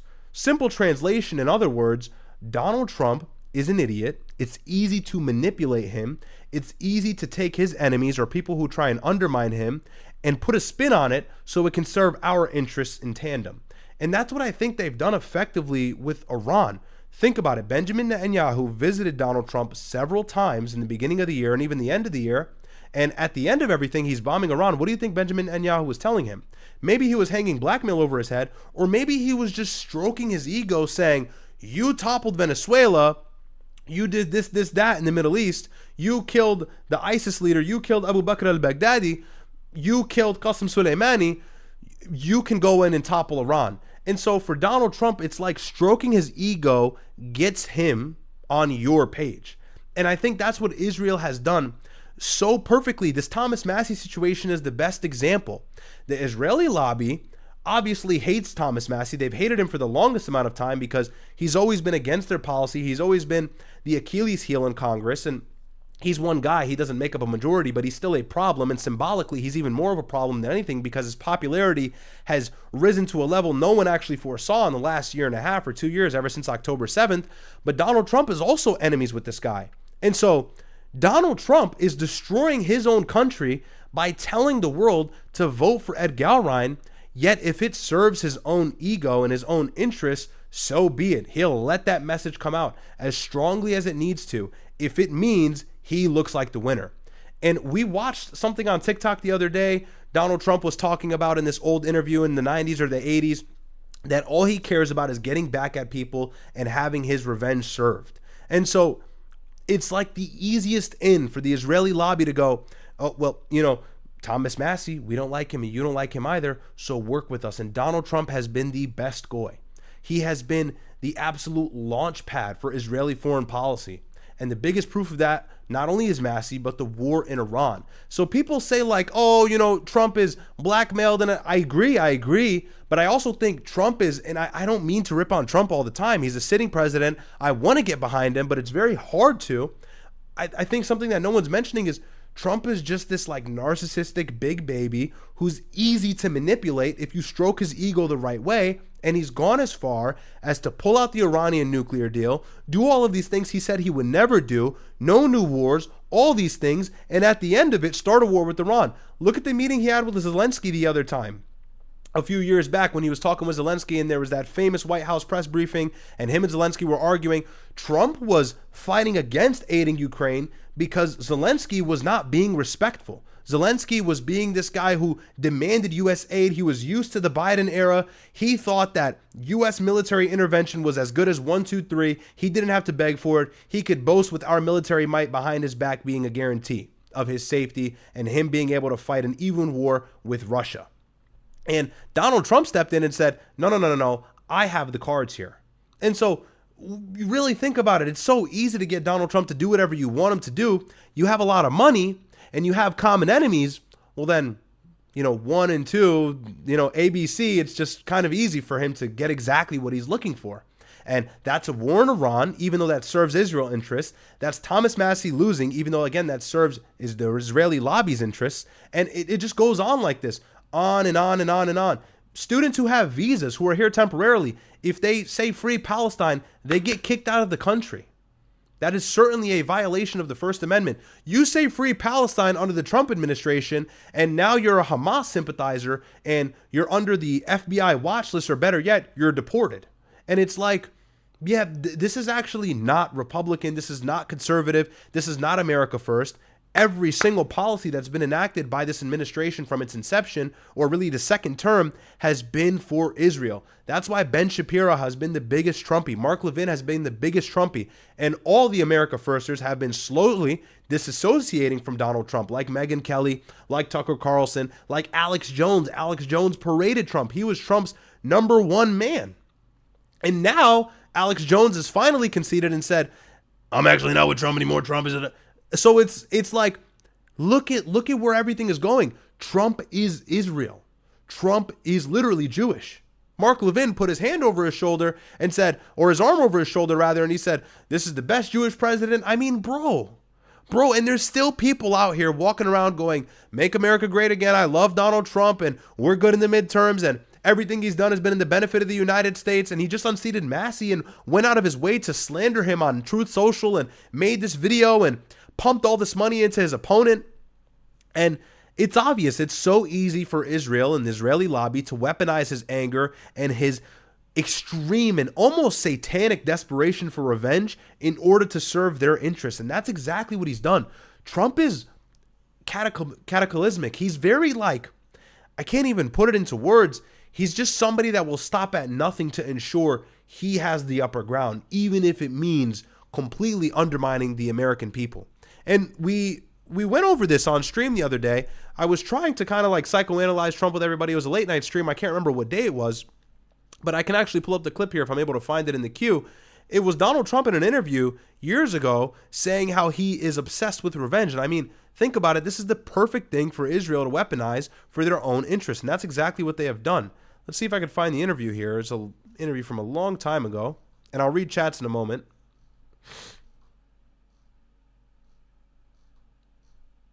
Let's see. If I can't find it, I'll just read chats. But it's profound, and I think a lot of people really miss talking your book about how obsessed this guy is talking your with book the idea of getting even. About getting even, the importance of getting even. Is revenge sweet? I believe strongly in getting even. If somebody has hurt you, if somebody's gone out of their way to hurt you, I think that if you have the opportunity, you should certainly go out of your way to do a number on them. And I've had more criticism about that one statement in my book than any other statement. The clergy is called, the ministers, the priests, the rabbis. They've all said, what a terrible thing to say. That's against our teachings. I just believe it. I believe in an eye for an eye. If you did turn the other cheek, as the clergy are presumably suggesting to you, what would that do to your reputation in business circles here in New York? Hazardous, thank you for the gifted. Well, I don't know what it would do to my reputation. I just don't believe instinctively in turning the other cheek. If somebody was out to hurt you, if somebody was out to do a number on you, I really believe that you should just do a number on them if you get the chance. Can you give me an example? Well, there were people that I really helped in business when things were very good in the 1980s and when my company was going good. And they did not lift a finger to help me when I needed it. And there were a couple of them that could have very easily helped me. Now I have the opportunity to do a number on those people, and I will tell you I'm having a lot of fun with the opportunity. I'm having a lot of fun with the opportunity. So, I mean, you know, that's something as well. Like, Trump is, everybody like steps so far ahead. It's like people try to make it this crazy 5D chess. It's like, yo, bro, I'm sorry to insult the president. He's just an egomaniac. And when you have somebody who's an egomaniac and you whisper the right things in their ear, you can frame it like it serves their interest, but really it serves yours. And I think that's exactly what the Israeli lobby has done, because think about how cucked he's been. You know, blackmail, sure, but I mean, Israel would have blackmail on every president. Why wouldn't they have blackmail on Biden? Why wouldn't they have blackmail on Obama? So, you know, it's easy. It's easy when you have an emotional tyrant like Donald Trump to get what you want Very easy, especially when your tentacles are embedded in the United States to that degree. So, I mean, we love Massie, and hopefully he continues to do something. But people who are the most it's crazy. Let's see what Ben Shapiro had to say. Oh, sorry, I had chats. My bad. Let's see. I live in a Trump area and people hate Thomas Massie as if he isn't the only Republican fighting the establishment. I would vote for him even if I had no chance of winning 2028. I think you mean even if he had no chance. Screw these two parties. Yeah. I'm telling you, bro, people, oh my God. I say this all the time. And if you're out, like I'm not saying, oh, I have a life, I have a lot of friends, but if your hair's looking crazy, if you're out and about, just got hair in my mouth, and you have a lot of conservative friends who are not very online, not accessing alternate news all the time and stuff like that, you will quickly find that Trump still has a lot of favorability, even with like a lot of young people. Like, has it shifted dramatically? Yes. Are more young people against Trump now than ever before? Yes. I'm not saying that's not the case, but there's still a lot of brainwashed people, and everybody underestimates that. Do not think everybody wakes up and goes, I hate Ben Shapiro, I hate Mark Levin, I hate Trump, Democrats are going to win in 26. That's only the people who are paying attention. That's only the people who are watching alternative news. That's only the people who are on X, who are privy to this stuff. Most people are individuals who drive to work every morning, come back, crank on Fox News, take a quick glance at the New York Times, if they even consume news. Think about it. If you don't consume the news, all you're doing is getting an idea as to what's happening from a headline. All you're really doing is only hearing about the news when it's huge. So all you hear is Trump started a war in Iran. Oh no, why did Trump start a war in Iran? Oh, they have nukes. Oh, that sounds like a good idea, actually. I mean, think about it if you're not informed. And of course, the blame is upon that person for being misinformed, but still, most people are misinformed. You can't expect everybody to be woke about this stuff. So yeah, a lot of people are not going to ever grasp this stuff. It still is a long way before, this quote unquote fight is won, before the masses really wake up and are red pilled, if you want to say that. Oh my goodness, that was a really gross sniff. So it's a long way. I can't tell you how many people I talk to every day that still really celebrate Trump. And I don't even bother explaining to them. I don't even bother, because you got to start, you want to red pill somebody, turn on the light. Hopefully you guys like that. Little light right there in the mirror. Hopefully, if you're trying to red pill somebody, I suppose it's worth it if they're young or whatever, but, you want to tell somebody about the Trumps or all the mistakes Donald Trump has made and why it's been an issue and a disaster in 2026 and everything. You've got to start from like 96. You've got to start from like 2010. Like, you can't just start in the middle. You're going to sound like a conspiracy kook. So a large part of it is difficult because people are so out of the loop. You got to start from home base. And it's just not even worth it, because at the end of it, they're going to go, oh, well, I'll think about it. So it's like, bro, people always say, oh, my parents disagree with me. My parents think that Israel's our greatest ally. Bro, just tell your mom and dad you love them. Who cares, bro? The boomer base, this is going to sound really messed up. I said this on my brother's stream once, and I was like, wow, that was crazy. But like, boomers are not going to be around for the longest time. So anybody who's older, who knows what's going on, they are vital and they help out a lot. And anybody who's older who doesn't know what's going on, they won't be here for the next 40 or 50 years. So is it really worth your time trying to fight that fight? Or is it worth your time trying to fight the fight of spreading the message with the young people? And I think that's a lot more fruitful. And even then, it's hard because, again, like I said, you got to start from home base. Let's see. Hazardous, thank you for the gift. I said that. One Chest, predictable custom fat loss, monthly Zoom calls with Myron, accountability, apply. Hey, guys, so check out our trainer in the OSS, One Chest 8-pack trucker. He is a personal coach for all of your training needs. If you want to ascend and go from fat to skinny, well, then get with One Chest. I've seen several of his transformations. He knows all of his stuff, and I'm into fitness as well, so I co-sign. If you really want to transform your body, if you want a difference this June or July, if you can't go to the beach, if you can't get any huzz, if you need to lean max and Looksmax, the best place to start is with body fat and losing that fat. That way your face looks better. Get with One Chest. Get with One Chest. Check out his link. One Chest, go ahead and pop it in the chat so I can pin it for you. And yeah, that's the trainer that I sponsor. Shout out to you, bro. Okay. John EP. Trump's tard maxing. Look up his John Barron's fake press calls from the 80s. He would call under a fake name and glaze himself to the media. Really? Yeah, that's crazy. That's crazy. I didn't even know that.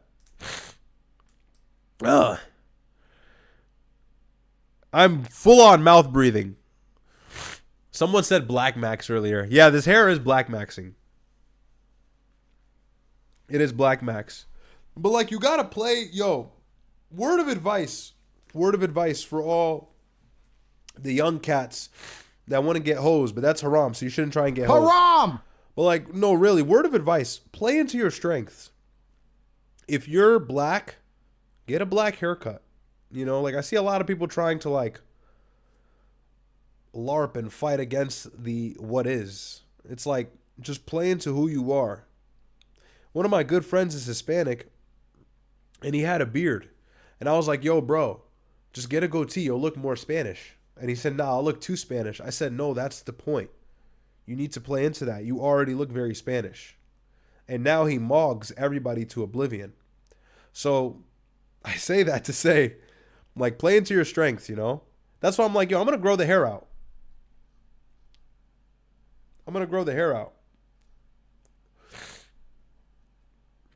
Mini Fro Max. Yeah, like, play into your strengths, bro. Don't try to LARP. Don't try to LARP with somebody else. Just be, all right, it sounds corny to be you, but like, be you, you know? You'll probably look better. All right, so check out the pin link in the chat if you want some custom personal training for a very fair price from an expert. Get with One Chest. That link is pinned in the chat right now. Monkey DR3D. What are your thoughts on the Matrix movies? They're good. I haven't watched the Matrix in a minute. I gotta watch it again. Good movies though. Good movies. I'm not a big movie guy. Someone said, "Is this pre-recorded?" You've got to be over 40, bro. No, this is live. This is live. This is live, my friend. This is live. But yeah, play into your strength. You know, even like for me, I got like the little patchy beard. Little like kind of Italian beard, a struggle Italian beard, kind of faded a little. And I had the goatee, but I think the beard just suits me more. So I just roll with the beard. But I'm always switching it up. Play into your strengths, bro. Like, don't force it.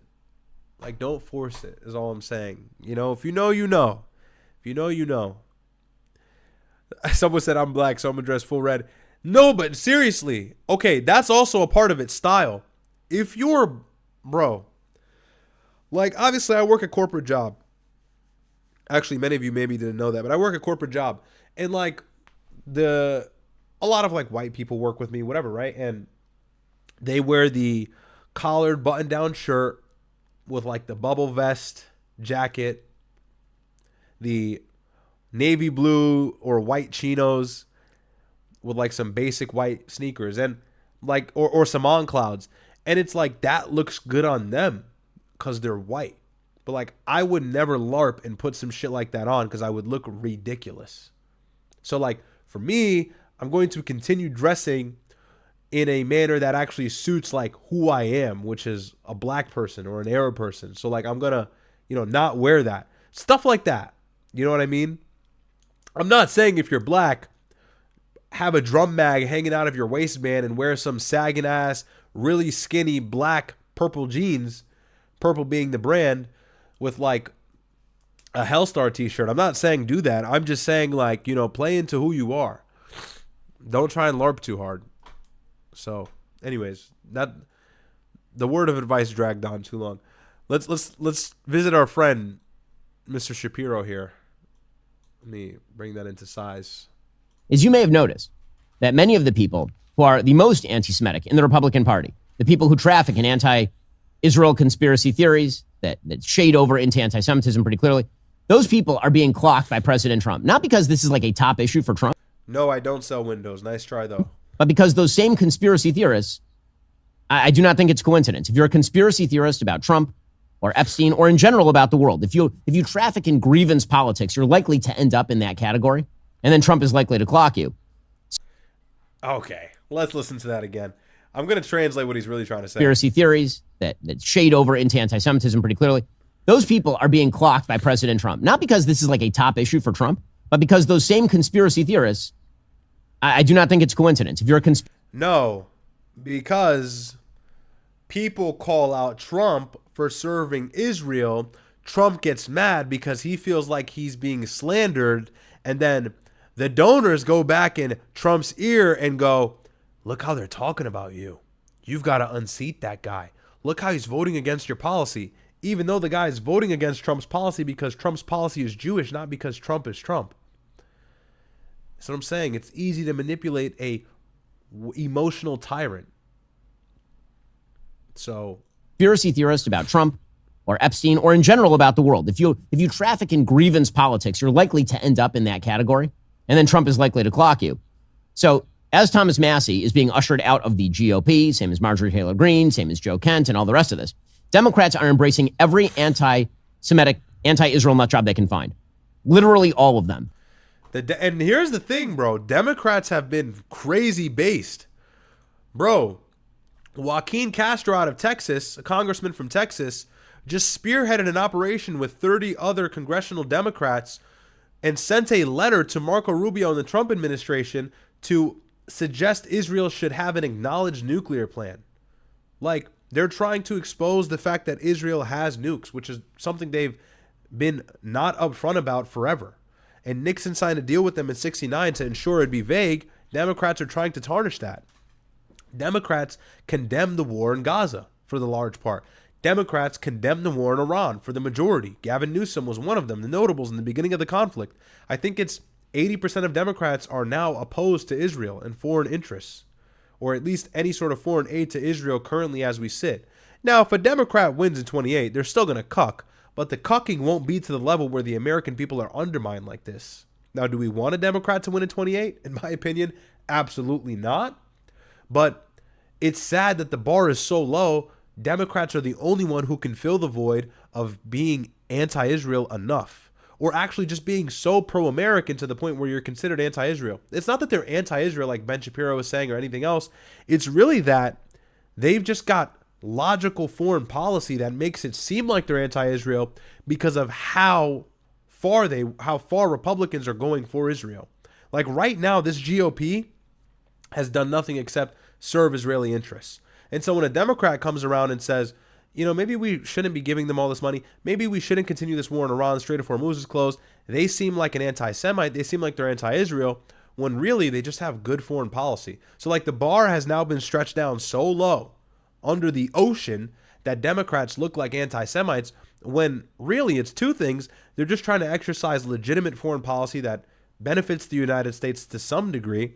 And also, it's easy for them to weaponize how bad Trump's foreign policy is so that they can win back the House in 2026 and eventually hopefully win their candidate, hopefully for them, in 2028.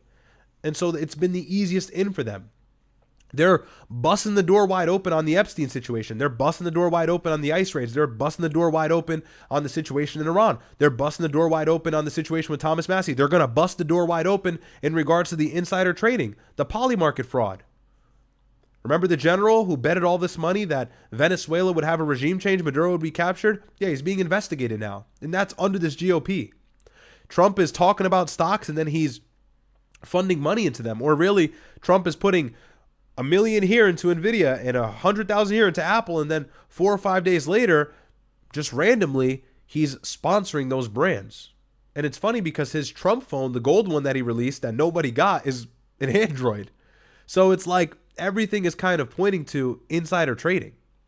And you don't think Democrats are gonna cook him and clock him on that? Ben Shapiro saying, oh, Trump's been clocking all these people who have been against him and these conspiracy theorists. No, Democrats are going to clock you. Democrats are going to clock all of this pro-Israel lobby stuff that has been nothing except disastrous for the American people. Now, will they maintain it after they win, if they do win? Probably not. It's only going to be to earn a seat, but it's going to work. It's going to work to win them over. You know, Donald Trump has been very, very unfavorable lately. We pulled him off. I mean, somebody like Obama So unfavorable. Everybody hated him, especially on the right. Look what he said just now. Look at the comments. Comment says, I miss Obama and I'm a Republican. You know, like, Orange is so jealous of this man. These might all be leftists, but look what he said here about the Iranian nuclear deal. Without firing a missile, we got 97% of their enriched uranium out. They were able to maintain a modest civilian nuclear program for energy. And so you think it was working? Well, it's not only did I think it was working, even Israeli intelligence thought it was working. Even our intelligence services thought it was working.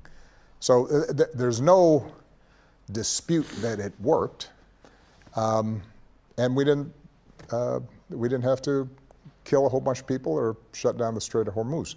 Now, well, there was some dispute that it didn't work. Well, our present president believed that it didn't work, which is why he pulled out of it. It's not clear that he didn't believe that it didn't work. He just said it didn't work. Worst deal of all time. Yeah, because I did it, which is fine. That seems to be a pattern. But there was no serious independent folks who would say that it didn't work with respect to the nuclear program. Now, if your agenda was to bring about regime change in Iran, well, that wasn't the goal of the agreement. If your goal was to dismantle the Iranian military so that it couldn't cause any other problems in the region, then it didn't do that, but that wasn't the goal. We pulled it off. Without firing a missile, we got 97% of their enriched uranium out. They were able to maintain a modest civilian nuclear program for energy. And so you think it was working? Well, it's not only did I think it was working, even Israeli intelligence thought it was working. Even our intelligence services thought it was working. Brutal. So, I mean, look, I'm not, everybody's going to say you're a Democrat. I'm just telling you guys what it is. Okay? Don't shoot the messenger. Hey, I'm not lying about anything. Call me stupid. Call me a leftist, which I'm not. You can't call me a... Oops, sorry. Accidentally just ended the show. So this is the JCPOA here, which was the Joint Comprehensive Plan of Action. It was the Iranian nuclear deal. But we can read some of its AI overview or key mechanisms and limits. So it says here, nuclear restrictions. The deal mandates strict limits on Iran's uranium enrichment levels, centrifuge numbers, and overall nuclear material stockpiles to ensure its nuclear program remains strictly for peaceful energy purposes. The verification, it establishes a rigorous monitoring and inspection regime overseen by the International Atomic Energy Agency, this is what I spoke about earlier, the IAEA, to verify Iran is actually being compliant with the deal. Sanctions relief in return for verifiably meeting these limits. Participating global powers agreed to lift extensive UN, EU, and U.S. nuclear-related sanctions. And we can go to the rest of it here on Wikipedia. All the countries that were on board, China, France, Russia, the United Kingdom, U.S., plus Germany, together with the European Union. They're listed here on the right above my screen, or my little box here. So, I mean, look, say what you want. This is far better than a 90-day conflict and 4,000 plus casualties with a country that is likely never going to trust us again. That is vital for 1/5 of the world's oil passing through without them being mad about it. So, hey, don't shoot the messenger. Don't shoot the messenger. But anyways, let's move on. Let's take a look at the situation with this Gaza flotilla.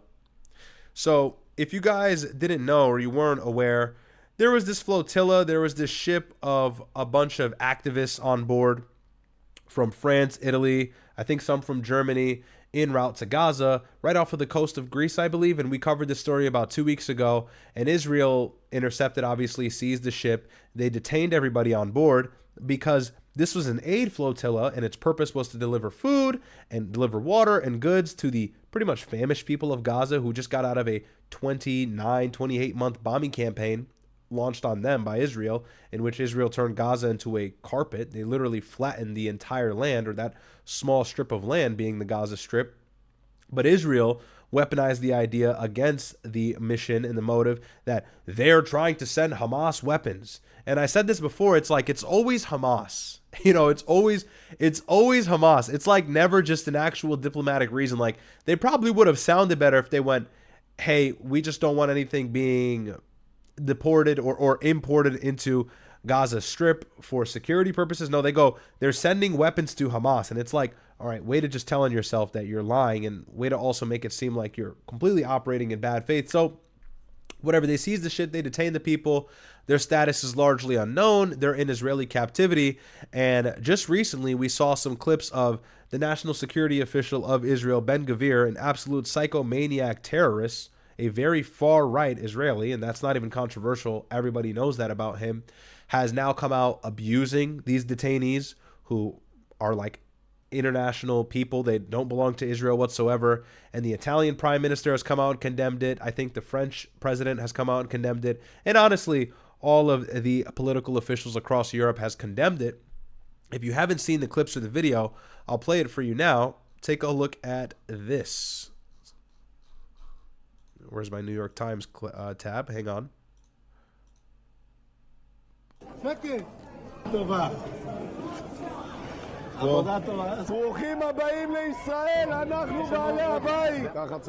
So these are the kind of played quickly. I started it.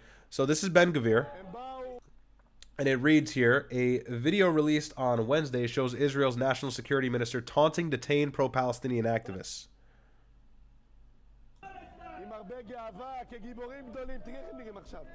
Free Palestine! Okay, it's not that low, actually. You guys should be able to hear it.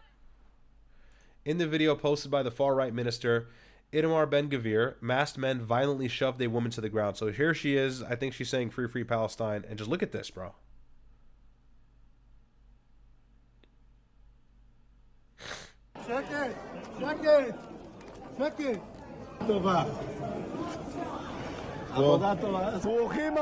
And look at him just smiling and gloating. Welcome to Israel. We're the landlords. And then it also reads, police officers also manhandled at least one of the detainees in the video while the Israeli national anthem played. Look at this. These people this is a humiliation ritual. This is literally like, and I'm almost positive every expert has come out and said this is illegal according to international law. These people are detained for no lawful purpose. They didn't have weapons. They weren't helping Hamas. They were trying to give food to famished people who just got genocided. And intercept the ship or not, whatever, I suppose Israel's going to do whatever they want, and they're never actually held up to scrutiny against it. But to do this is going way too far and shows how extreme they are. This displays their extremism better than anything else. They have them prostrated damn near. Manhandling them. And they're trying to send a message, not to get involved, not to go in their waters. There's a naval blockade on Gaza for a reason. Don't try and overstep us. And this is the original footage from when they intercepted the flotilla. The Freedom Flotilla Coalition, the protest group behind the campaign, was trying to break Israel's naval blockade of Gaza. And here they are with their hands up. But the Israeli Navy intercepted a protest flotilla attempting to reach the Gaza Strip. So here they are. They get on the ship and arrest everybody. We watched this before. Hazardous, thank you so much for the one gifted. Appreciate you, bro. So much impunity, such a lack of accountability from anyone in the global leadership, from any countries, that somebody like Ben-Gvir feels very comfortable posting videos like that. Ben-Gvir's post drew outrage both in Israel and abroad, including rare criticism from Prime Minister Benjamin Netanyahu. And let me tell you, these guys are parallel in interests, but he has to say this to avoid public condemnation or global condemnation. Netanyahu said in a statement that the minister's behavior was, quote, not in line with Israel's values and norms. Oh, okay, so, yeah, shoving protesters to the ground who are trying to deliver food to Gaza, not in line with Israel's norms, but bombing kids for 2 years, no problem. Got it. Makes sense.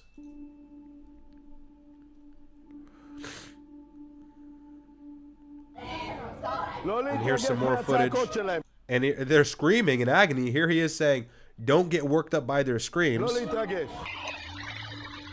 The 430 people detained included Italian, Spanish, and French nationals. Okay, so I'm sorry, not German, Spanish. Leaders and officials of these countries condemn Ben-Gvir's actions.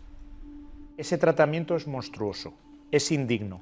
Es un... So, Foreign Affairs Minister of Spain says That treatment is monstrous. It is disgraceful. It is inhumane. I demand a public apology from Israel. Isn't that crazy? Samuel Nance, thank you so much for the one gifted. Appreciate you, bro. Disculpas públicas a Israel.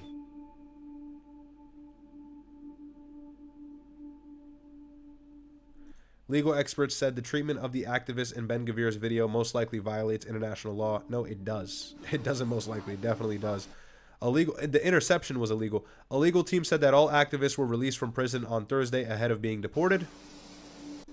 And then, yeah, that's pretty much it. And so, you know, Ben Gvir, this guy is an extremist. You know, people talk about jihadis.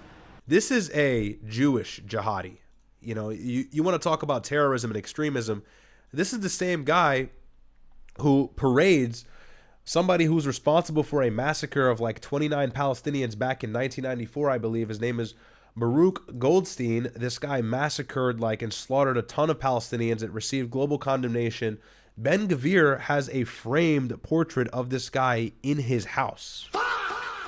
Ben Gvir is also the same guy who just helped pass legislation in Israel to hang any Palestinian prisoner without a real due process. And then they celebrated with noose pins on their suits, popping champagne. And his wife just recently on his birthday gave him a cake with a noose ribbon on it, or like a noose, like a rope emblem on top of the cake. And so you see these things and it's like, who's actually the terrorists here? You know, you talk about the other Muslim countries. I mean, this is right at home in store in Israel. So it's crazy. This is the same guy who goes to the Temple Mount, which is where Masjid al-Aqsa is, the third holiest site in Islam. Very, very sacred to billions of Muslims around the world, where the Palestinians are brutally occupied militarily, hit with the butts of guns when trying to enter the mosque to pray. My friend was beaten to death almost there, back about a year and a half ago in November, if I'm not mistaken. And he would take this extremist Israeli entourage to the Temple Mount and make it seem as if though, and he's pretty much echoing the idea that they're going to destroy the mosque. And he does this provocatively all the time. This guy is a nutcase. Here, and I'll show you some of these clips. I'm not lying when I tell you this is the real deal. He's not, none of this is conspiratorial. This is him parading that law. Israel's parliament on Monday passed a law making the death penalty the default sentence for Palestinians convicted of deadly attacks in military courts.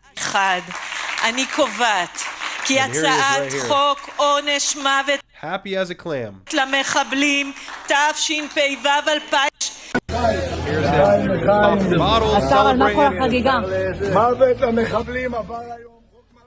Pouring up champagne. I assume it's alcoholic. I don't know what happened to the Torah. I guess I didn't think that was okay. I don't know if Jews are allowed to do that. Those are pledged by Prime Minister Benjamin Netanyahu's far-right allies. Far-right National Security Minister Itamar Ben-Gvir promoted the measure. From today onward, every and here you can see a noose pin. And bear in mind, Palestinians are never actually arrested in the West Bank or in any Palestinian occupied territory for good reason. You can look at an IDF soldier funny, and that can be enough to get you arrested. Palestinians will tell you that.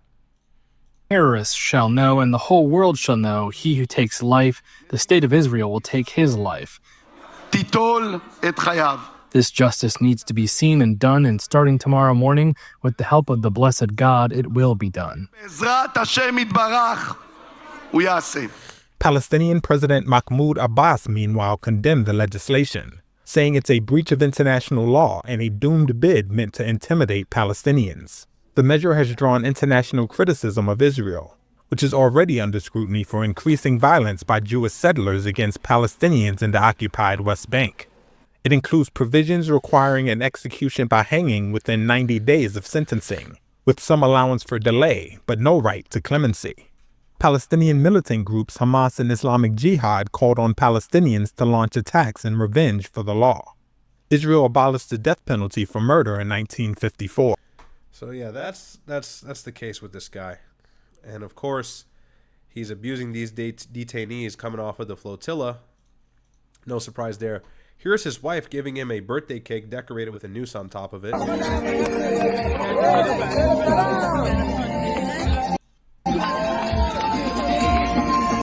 Are you kidding me? Are you literally kidding me?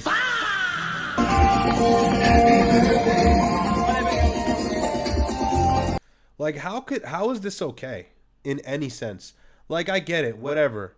The U.S. is going to protect Israel. That's the way it is, whatever.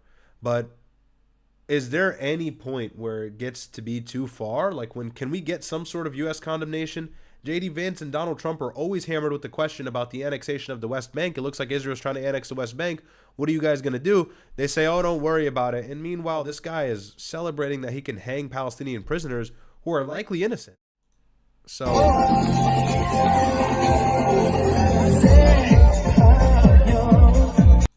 playing the song, celebrating, taking photos, you know. But no, they're a peaceful state, right? They're a peaceful state. Anyways, let me read some chats. Oh my goodness. Throat's getting dry. Pause. Cryptic says, I'm a black woman in LA. If Massie runs for president in 2028, I will get off my ass and door knock for him in the hood. Massie 2028. W. Shout out to you. Thank you so much, Cryptic, for the super chat. Hey, Riyadh, I'm 25. I've been following Myron since 70K on YouTube. Wow. And I listen to y'all every day. Y'all seriously changed my life. My dad passed on Tuesday, and y'all make me laugh during times like these. Hey, Devon, God bless you, bro. And I'm really sorry for your loss. I'm happy that really, really does warm me up to know that you watch our streams and you find some relief for it. I couldn't imagine how difficult that is. I couldn't imagine how difficult that is. I don't know what I would do with myself if, you know, when that day comes. I don't even like talking about it. So God bless you, man. God bless you. I'm really happy that, you know, you can find our streams as an outlet. And, you know, may your father rest in peace. God bless, bro. Appreciate the super chat. We're here for you when you need a little break and you need a little warm up. We're talking about Hellcats with Sneako. We're having a good time. So God bless, bro. God bless. Someone said, are you fasting? No, I should. I got to start. I got to fast for the 10 days. Samuel. Oh, I read this already. Okay. Yeah. But shout out to you, Devon. Shout out to you, bro. Sorry for your loss, man. Sorry for your loss. Thoughts and prayers are with you, bro. Okay. So, what else is up on here? Should I react to the clips in the Discord? Oh, my God. Let me see. Are there a lot? There's just more clips of me. Okay. We'll go through the Discord. All right, let's see. I'll go from the top here. Is there anything here that's going to get me fried on YouTube? Nah, I think we're good. All right, we'll run through these. And then if we have time, we'll go over the mosque shooting. And we'll get into the situation in Cuba. But if not, I'll save that for tomorrow. Don't worry. All right. Let's see. So let's bring this up. Okay. That kind of energy, like we should rip people apart from their families. Are you a man? Wow. Wow, is that a question? Wow. Okay. How do you feel about ripping people from their families? Does that feel good? Fucking house nigga. Wait, is that a guy? Sir, I need to move. Fucking house nigga working for the fucking KKK. What the fuck's wrong with you people? Why are you calling a woman a man? Sir, that voice is deep, nigga. I mean, what kind of a guy does that? Fucking house nigga, bitch. Bro literally docks himself at the end. Okay, let's see. What else do we have here? I think there's another. Tucker Carlson. Let me ask, though, about why taxpayers should have to pay for this if it's a private business and your tenants are some of the richest companies in the world. Why would taxpayers be required, as they now are, to subsidize this? They don't necessarily have to do that. They just won't win any contracts. It's a competition. But why are you getting tax breaks is my question. Yeah, everybody, you go back and you say, what incentives can you give us to invest $15 billion in the first 1.5 gigs? That's what it takes.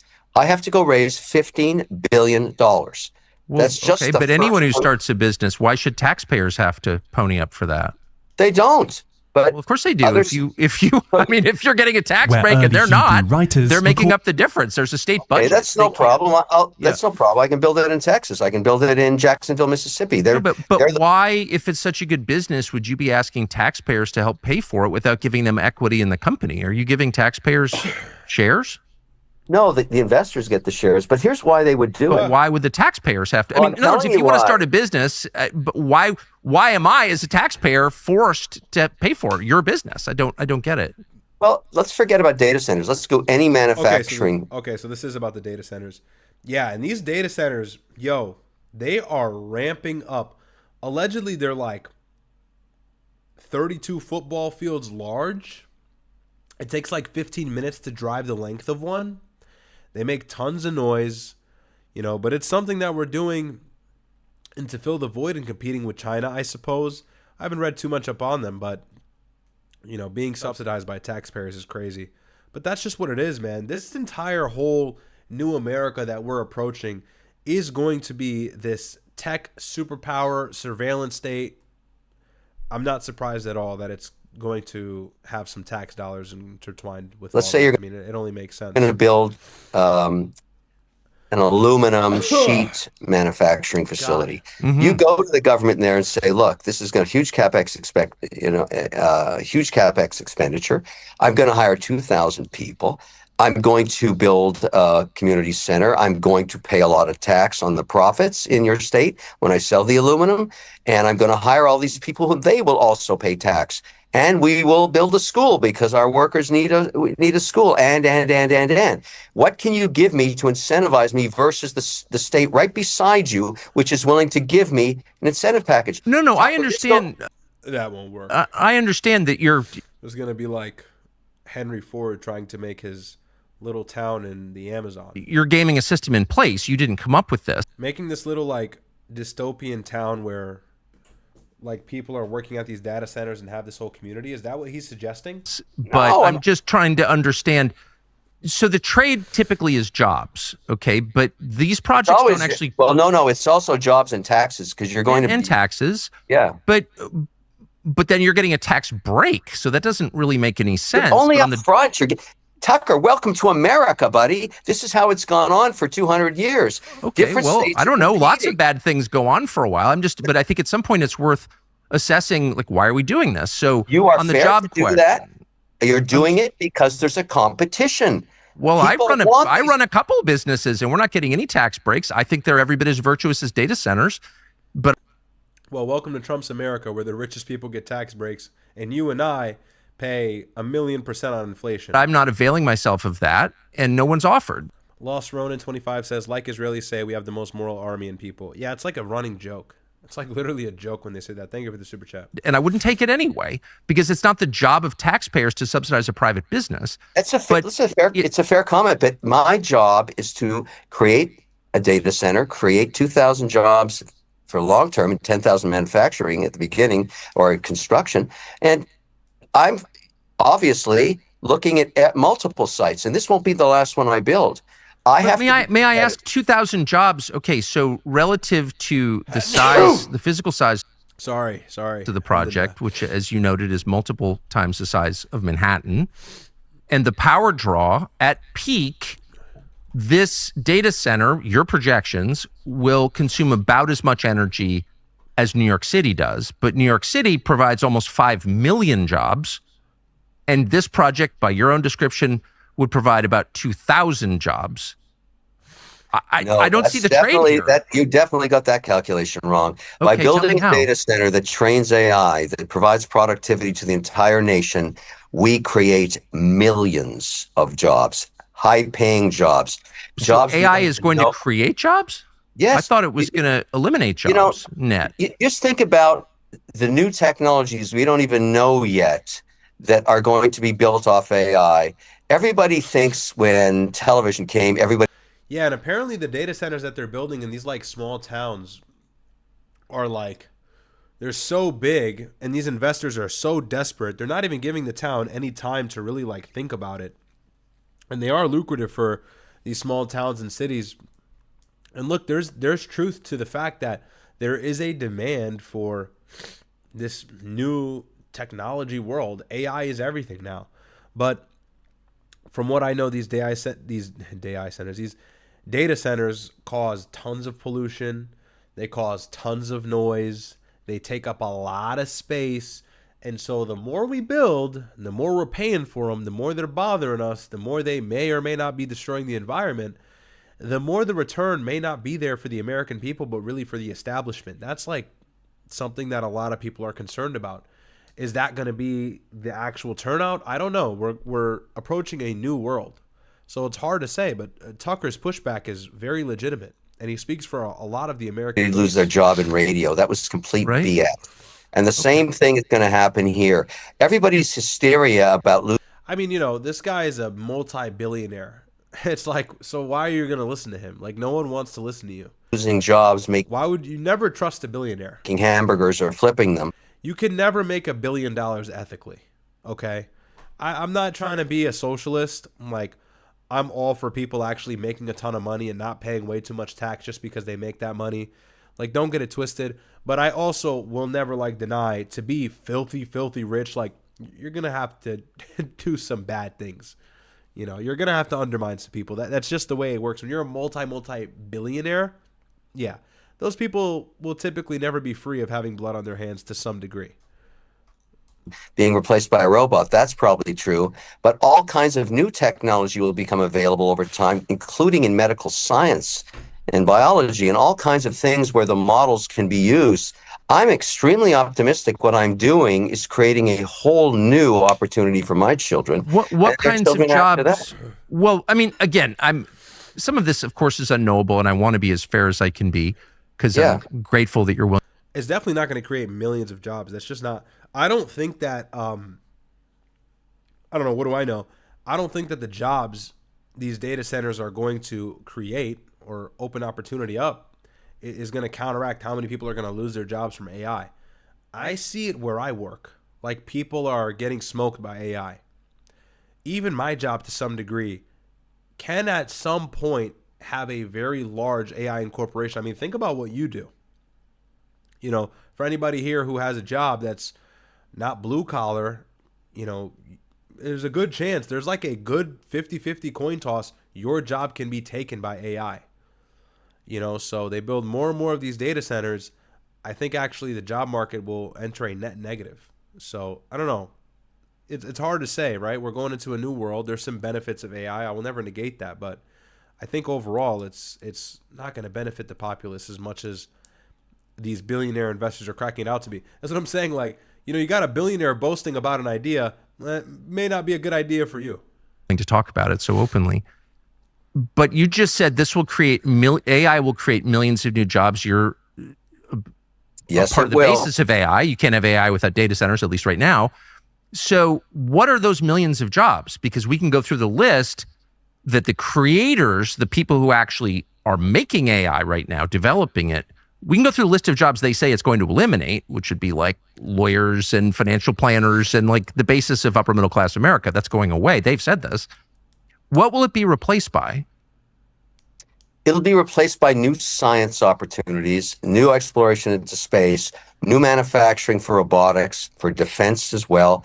Wars in the future probably aren't going to be fought with people getting shot in the flesh. It'll be one set of robots against another. I think the drone technology will advance them. Yeah, but he's not speaking. Okay, a lot of this stuff can be autonomous, though. You know, like, no, I don't think so, bro. The whole point of artificial intelligence, I think the ultimate goal is to give it some sort of freeing from human dependence. Because it's basic, it's like the simplest math. You don't got to pay a fucking robot, you know, to do what you needed to do. You need to pay a human. So that's definitely not true. That's not true. Yeah, there's definitely going to be new jobs. Like I've said, there will be new jobs due to these data centers, but will they fill the void of the jobs that AI took from the American populace? I don't know if there's a turnaround there. But it's tough because we do have to enter this new technological age, because if we don't, China's going to smoke us. Like, that's the other thing too. There's a lot of increased pressure from China. Manufacturing of surveillance, all that stuff against our enemies, which notably is basically China. So if you think about how, you debate the data center, I think it's fair to do. He just said China. I didn't even know he was going to say that. See? Do that, what you're doing. But I would be very concerned if I were living in Taiwan that one day my electricity just goes out and I get invaded by basically robotics. And sorry, I wasn't even looking at chat. Riyad Dickum Down says, sell weed, will be straight. Okay, I sell weed, will be straight. We're praying on you, bro. We're waiting on you. Thoughtic says, nothing, $50. Thank you so much, bro. Don DeMarco for Thoughtic. Always showing love. Always showing love. Thank you so much, bro. W's in the chat for Thoughtic. Huge supporter of the show. God bless you, bro. Thank you so much. Joan Hale Georgies. Hope I read that right. What do you think of the job market in the next 5 years overall for new graduates? It's cooked. Yo, bro, the biggest takeaway here, the job market is so screwed. I know CS majors. Do you remember when being a CS major was like all the hype? Like, you got a computer science degree, you're making $200,000 right off the bat. Yeah, that's not the case no more. People are struggling with highly qualified degrees and skill sets to find jobs. That can be attributed to a lot of this new AI stuff, but also the H-1B situation. Yeah, Chinese and Indian people are actually taking a lot of your jobs, young Americans. That's the truth. And the Democrats will try to add this spin to it. No, that's what it is. Trump is signing off on the Chinese students. They're everywhere. You ever been to Yale over in New Haven, not too far from where I am? Come on. So, and I get it. There is this laziness from the American people. We see a shift in popularity with going to grad school and even undergraduate programs from Americans getting out of high school. But we've got to shift the culture, but the opening's got to be there. There's got to be an opportunity. If Americans see increasing unemployment rates despite people having degrees that drown them in six-figure debt, they're going to increasingly not go to college. They're going to lessen the amount of people that are actually trying to apply for these universities. That's going to send a message that it's not worth it. And that's been the message the last 4 or 5 years. What did Charlie Kirk say? The top Republican Christian Zio, what did he say? He said college is a scam. College is a scam. And really, if we want a better future for the nation, college actually needs to be useful. And we need more Americans in college getting educated. If that's not the case, we're not going to be able to leverage immigrants forever. They will take the country over. And it's going to be a whole different country. And then these data and AI centers, I mean, bro, this is definitely not the way the direction needs to move. I'm not saying as a whole we can't have any data centers, but the rate in which they're being built at is concerning. Or what is it, like 4,000 nationwide? Let me see. Data centers. Yeah, 4,287 facilities. These shits are everywhere. Holy shit, Connecticut has 52. New York has 132. Hold on. We're cooked. Wait. Our country. 109, Florida. I heard like Virginia's bad. Oh, yeah. 603. Oh, my goodness. A lot of Virginia's rural and shit. I get it, but, bro, that's concerning. Of course, California is high. Leave it to California to always do some weird techie shit that just destroys the environment and undermines people. And they're the environmentalists over there. You have an exhaust, they'll chop your head off. Oregon, literally, hey, you know California has the craziest, most strict emission laws. Like, if you have an exhaust with a turbo, you literally go to jail. Like, you get decapitated, you get the death penalty. And then they have 287 data centers.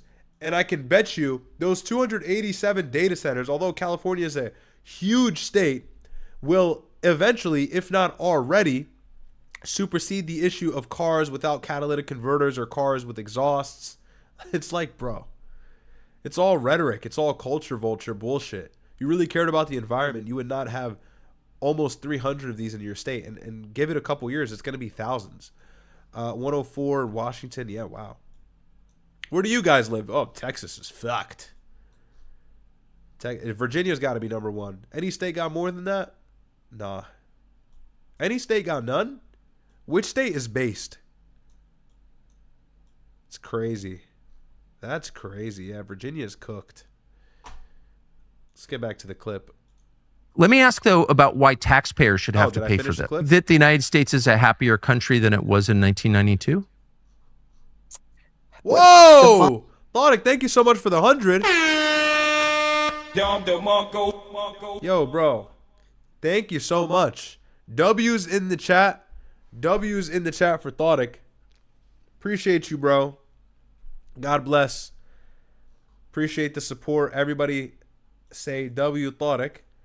Helping the show go along, man. You support me a lot. God bless you, bro. Your support helps me so much. Thank you, bro. I appreciate that. Bro is rich. Bro is rich. Thank you so much, bro. Appreciate that, man. If you're, I don't know if you're Muslim, but Allah yadik al-afiyah, bro. Appreciate it, bro. Love, love, love from Thodic. Appreciate it, man. Appreciate it. Always got to show you guys I'm very grateful for that, man. Chatting into me because you're watching the show. I will never not show my appreciation. So, God bless. W's in the chat for Thodic. Okay, I think we're almost done with the clip, but we'll finish it up here. I'm happy. What does that mean? I don't know. How about the suicide rate or the addiction rate or the life expectancy? Those are all upside down. Look, there's lots of social issues, and there always has been. I would remind you, though. But they've gotten worse at exactly the period in history that the internet was formed and then seemed to infuse every part of our lives. So if you were worried about the effect of the internet in 1992 on America, looking back from the vantage of 2026, you could say, yeah, I had good reason to be worried. Couldn't you? Yeah. W. Tucker, man. Tucker's really good on those kinds of issues. Shout out. We love Tucker Carlson. We love him. W. Tucker. Yeah, imagine trusting Kevin O'Leary. That's his name, right? Imagine trusting him. Mr. Ferdinand, bro, H1s have invaded Jersey City. Yeah, it's crazy. They're everywhere, man. They're everywhere. They are literally everywhere. So, it is what it is. It's cooked now, bro. They're everywhere where I live, too. I live in Fairfield County, Connecticut. Bro. And this is like a white county. They're still everywhere. Okay. Here's some clips from our last stream. Any cases, the feeling is we are negotiating with someone who then has to turn around and negotiate with someone. Well, you know, it's kind of funny because Iranians on their side said J.D. Vance was making more phone calls than they did to talk to Trump. Well, to get it. Bro, the thing is, J.D. Vance was there and Trump was at fucking UFC with this guy getting drunk. Marco Rubio. Yeah, Marco drunk. Faded. I say we block the blockade. What do you think, Mr. President? Yeah, we blocked the blockade.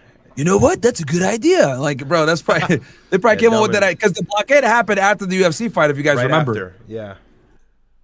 Yeah, it was a really good stream. What else? We watched that already. Word. Hellcat, bro. Like, yeah, what kind of nigga really funny. That's really like one the nigga got the monkey cat. That's not that wheeze. That wheeze is crazy. Maduro fit. Yeah, he had the nigga outfit on, the New York City special. Yeah, Was Steve, that some type of? Yeah. no, it's a Were you trying to send a sign? What's the con? You're frozen. You're frozen. Oh, I'm frozen? Oh shit. Yeah. Okay. I'll fix it. Text for there's that. no context. He was locked in. Yeah. Bro, you're doing the Jew hands when you're frozen. Did you?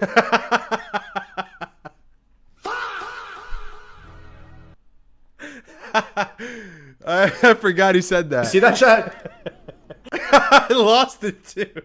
Yo, I'm literally the same person. This is how you know I'm not LARPing, bro. You know I'm not LARPing. I literally laughed to the same shit. Now he is hitting the pose crazy though. What the fuck? Yo, that was good. That was good. Yo, I didn't even know I laughed at that. Bro, you're doing the Jew hands when you're frozen. Did you see that chat? He was frozen on the Oy Vey hands. Hey, look at me. I'm on YouTube. Yo, bro. The hell is this Zoom? So cooked. Bro, literally these guys were trying to, I gotta really pick and choose when I do the stream with both of them because, yo, it's the best and the content's gold, and I'm the smallest creator, so they help me out so much. But bro, they're gonna get me clipped. Like, Sneako's just letting the J word fly. Like I'm on YouTube, bro.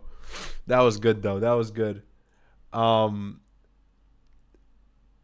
Nick Fuentes video. Yeah, I didn't get to watch a lot of the Dave Smith interview. I only saw clips on X. I'm sure it was golden though. What is this? Police body cam video footage. And guys, by the way, if you're curious as to how I'm finding these clips, this is in my Discord. I have a Clips Reacts channel. So is that what they're called? Yeah, I have a channel in my server.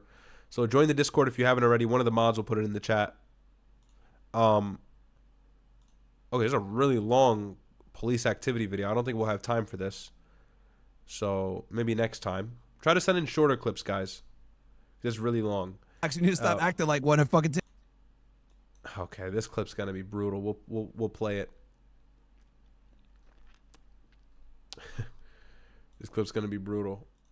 Actually, you need to stop acting like one and fucking take care of your kids, bitch ass nigga. That's not my thing. I'm not gonna get personal. The chickens with have that come stuff. to I didn't look roost. into it. No, bro, you need to attack those niggas. They went after you for years. You see this girlfriend? She look just like you, bro. With a wig. That shit crazy. I'm He's talking about I'm not getting personal. That's preach, you have your own African beef. It's like tribal between Shout out Myron to and Sneakita. it's like Okay, tell me you see the girl though. Oh my god, get this off the screen, bro. I'm telling you, man. I condemn that. I condemn that. That's why I did this nigga mention was- that part. I did mention that. You did mention that to him? Yes. I'm not gonna lie. There was some resemblance. I'm not about to. There's a lot of resemblance, man. Right. Well, y'all niggas is gay, bro. I'm at. Bro, rage quit. Yo, W collab, man. That was a good stream. That was a good stream. No, we were just sorry. I was really close. We were just ripping on him for like the longest period of time. Anyways, so the last thing we'll talk about here, if you didn't see, nice little lighthearted break though. Nice little lighthearted break. Someone said Sneako got butt hurt. No. We love Sneako. He was joking. Yo, what did he say again? What did I laugh at? He said, "Why are you doing the you know what hands?" That was good. Anyways, all right. So if you guys didn't see, a few days ago, I can't remember exactly what day this was on. I think the 18th, I believe, right? The 18th of May, which was a Monday. I believe this was Monday, right? In San Diego, the Islamic Community Center, one of the largest mosques in San Diego, or in the county, I believe, was subjugated to an unfortunate violence, an unfortunate attack of, or an attack of terrorism, an act of terrorism, which of course the media has been reluctant to give it that title because we understand what narratives are painted and what ideas are pushed forward for the propaganda and who's in control of these media companies, the very ones who would never want to push the idea that terrorism can be invoked upon Muslims or asserted upon Muslims, but that's exactly what happened on Monday. A deadly shooting took place, and in this public shooting, I think there were 3 kids. There's a manifesto. If we have time, we'll read it, but I just want to make sure I get through the story because maybe a lot of you didn't see it or all the details. But they went in with these guns that allegedly they took from their mom. I guess their mom called 911 and said there's some weapons missing, but by that time it was too late. The perpetrators had entered the campus of the mosque and got into a gun battle with one of the more prominent people who were killed. And I don't mean prominent in terms of importance, but in the fact that he likely saved many of the lives and the children's lives inside of the mosque. His name is Amin Abdullah. He got into a gunfight with these gunmen, and in the gunfight, allegedly, he was able to radio in and tell the school and everybody inside, the teachers, the officials, maybe the principal, that there's a shooting, there's armed gunmen that are coming inside, go into lockdown, and that gave them enough time in advance and a heads up to get undercover, enact their safety protocol whenever there's an armed threat on the campus or at the mosque, and they were able to avoid a lot of casualties that would have happened had he not been able to do that. So let's see. My chat's frozen here.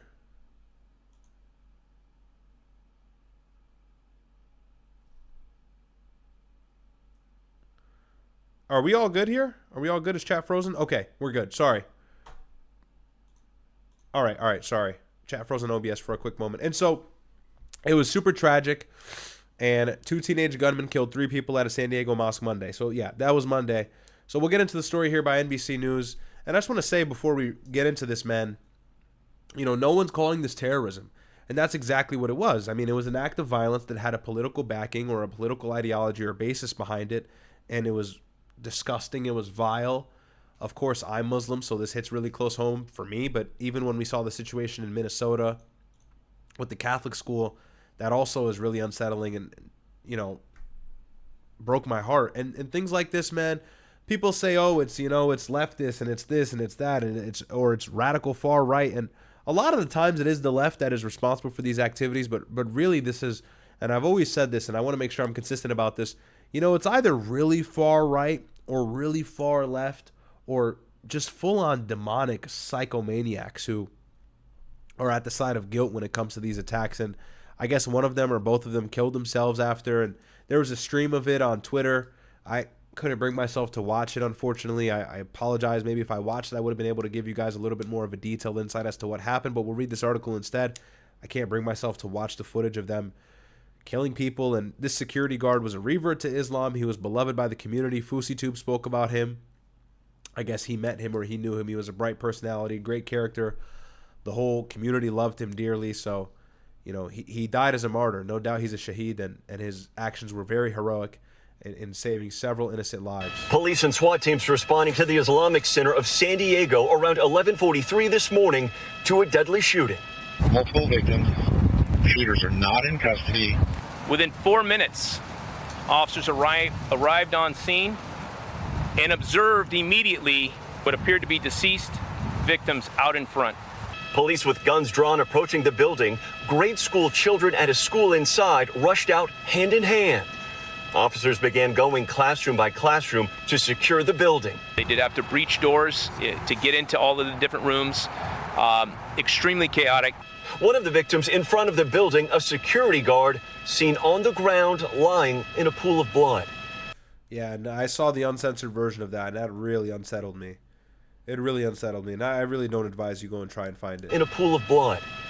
Witnesses describing a confrontation with the gunman. Supposedly, someone walked up, showed a weapon to the security guard. Security guard pulled his weapon. They started firing. Tonight, police say that security guard prevented an even worse tragedy. Yeah, apparently during the gunfight, they're going to say it here, but from what I understand, he slowed them down and distracted them enough to where the kids could hide. One of the deceased is a security guard that works there, and I think played a pivotal role in assisting. And this is the security guard here. Sneako posted this, but Amin Abdullah is a hero who died protecting his children from white supremacist terrorists. Complete silence from the media, podcasters, and celebrities. And then he draws the contradiction with George Floyd and the crazy response to that back in 2020. But this is him. May God bless him. May Allah grant him Jannah. Say Amin. Allah yarhamu. This stuff is horrible, man. This is horrible. So it is what it is, but he's a hero. He probably saved hundreds and hundreds of lives, children lives at that. So very heroic actions by him. And he did exactly what he always set out to do for his job of being a security guard at the masjid. So it's unfortunate. It's very unfortunate. And yeah, this didn't get as much, you know, this was in the mainstream news, but it didn't get the coverage that I thought it would get, you know, but from this being much worse. Police tonight describing the suspects as 2 teenagers, both male, ages 17 and 19, found dead in a vehicle off-site. The suspects at this point appear to have died from self-inflicted gunshot wounds. There were no officers involved in firing their weapons. And officers describing another scene 2 blocks away, where the suspects apparently started firing at a landscaper. There was a landscaper that was doing his work that was shot at and fortunately was not hit. The shooters' identities and potential motives yet to be released. We are considering this a hate crime. Tonight, this message from the mayor. I want to assure our Muslim community that we will do everything it takes to make sure that you can feel safe in this city. Still an active scene tonight. Morgan Chesky is there at the perimeter. And Morgan, we know there are still people who were injured in the shooting. Yeah, Tom, that's right. We know that multiple people were taken to nearby hospitals where they are still being treated, but authorities confirming again tonight that no school children were injured inside that Islamic center. And as we push in here, you can see that they've established a wide perimeter around that building here on all sides. I cannot tell you, Tom, the convergence of law enforcement that we have seen here. And back out here, we've just heard from two senior law enforcement officials when they searched that car where those deceased gunmen were found, they did find anti-Islamic writings, but this investigation, Tom, still very early. Tom? Yeah, so tonight, this new heartbreaking stuff.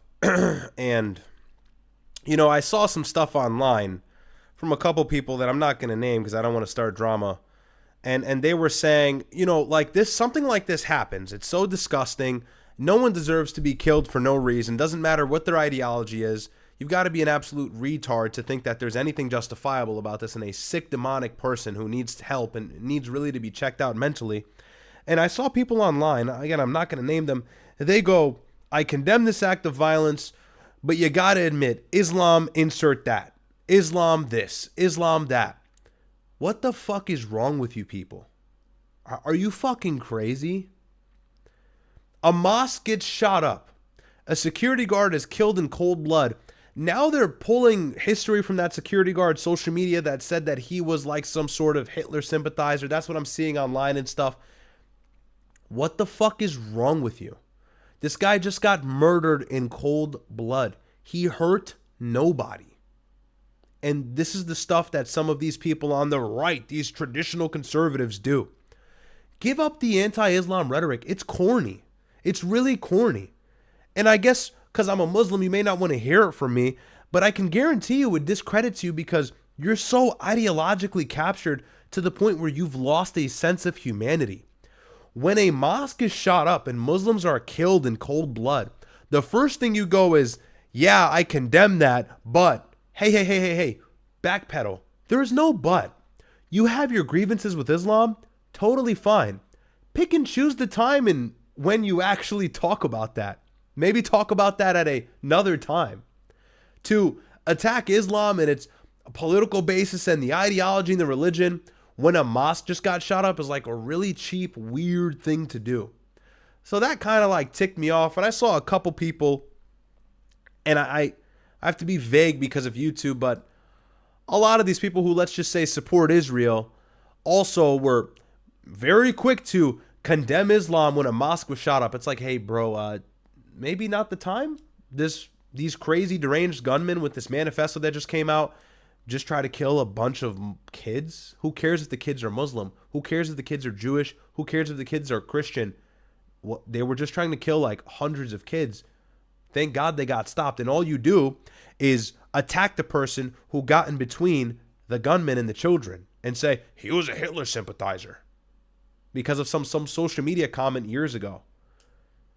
It's crazy. It's crazy. So, you know, I don't want to get too whiny here. That's not my goal, but you know, you ought to see some of the things that some of these big content creators that have large audiences are saying. Oh, well, he was anti-Semitic and he wasn't. Shut the fuck up. You're nasty. You're demonic. God forbid a church ever got shot up. God forbid a synagogue ever was subject to an attack of terrorism like that. The first thing I would do is express empathy and not exercise that moment in time to scrutinize or attack that ideology or faith. Not the time. And like, that should go without saying. That should go without saying. So, you know, I don't mean to get super wah, but that's very important to mention. And if you've been paying attention to a lot of these guys who deliver the news and stuff, you'll know who I'm talking about. And some of them are not that relevant, so I don't want to give them clout. But not that I have the biggest audience, but I don't even want to give them any more attention than they've already gotten for their absurd statements. It's just like time and place, bro. Why can't you just say it was an evil action? Like, the hate in your heart is actually sickening. You're a Christian, you hate Islam, totally fine. That's your prerogative. No one cares. But to wait until a mosque gets shot up to do this anti-Islamic apologetic trope, it's like, dude, shut the fuck up. Like, you're a clown. Like, you're sick. You're exposing how nasty, like how demonic you are. You know, and that's what I mean when I say people are ideologically captured. It's to the point where they lose their humanity. and never let that be you. You know, I'm unapologetic about that. That's something I will never hesitate to condemn. You know, because it gets to a level where you end up like these two fucking lunatics right here. This guy. What? I mean, could there be is there a worse image on the planet? Rabbi Shmuley and Ben Gvir. It really, really doesn't get worse than this. This is like the lineup from hell. This is like the LeBron Jordan from hell. זה היהודי הכי חזק במדינת ישראל. והמחבלים הרגו אותנו. The guy who justified killing children for 2 years, and the guy who helped write the legislation to ensure it happened for that 2 years, and annexed the West Bank. 80 שנה, ושמו אותם בכלא כדי שיחטפו חיילים. בגלל אתה הפכת את זה. One second. איתמר. למה... Yeah, he doesn't even want to talk to him. I've never seen so much evil in one video.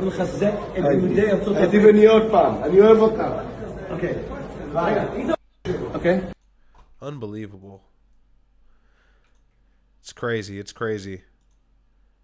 I see the chats. I'll read them in 1 second.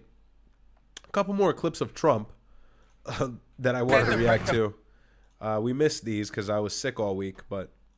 What did you say? No, I guess I'll read some chats first. Or this chat. Capital Bank Goy. Nice name. Yo, what's up, bro? How do you feel about people saying that, quote, use people in Israel right now aren't even the true Israelites? Huh? USA? I'm not... Am I stupid, or I don't understand the question? Are you talking about the Hebrew Israelites?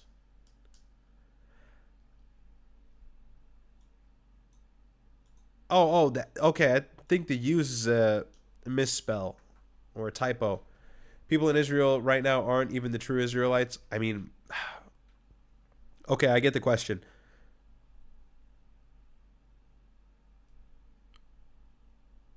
It's a hot... If I'm on kick one day, guys, if I'm on kick. Yeah, I get it now. I get it now. If I'm on kick, because the direction I have to go in is like, is a red zone for the platform we're on. I hope you understand. Thank you for the super chat. I just, that direction, I know that's a red zone.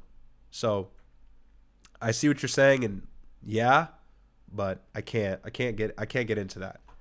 Hopefully that makes sense. There's a threshold, you know, when it's political, when you're talking about what I'm talking about, it's one thing, but to get in that direction, it's a little dangerous. Trust me, I understand the question though. I understand the question. Everybody's saying, when will you get on kick? At some point. We'll try and cook something up. Just stay tuned, guys. Stay tuned. To Prime Minister Netanyahu about Iran and how... That's the thing. Sorry. That's the thing. You guys are really getting like a nerfed version of me. Like I'm really not like as straightforward as I'd like to be sometimes. You know, I've got to bite my tongue a lot. Long to hold off on strike. He's fine. He'll do whatever I want him to do. He's very, very good man. He'll do whatever I want him to do, and he's a great guy. To me, he's a great guy. Don't forget, he was a wartime prime minister, and he's not treated right in Israel, in my opinion. I'm right now at 99% in Israel. I could run for prime minister. So what? You've got to laugh.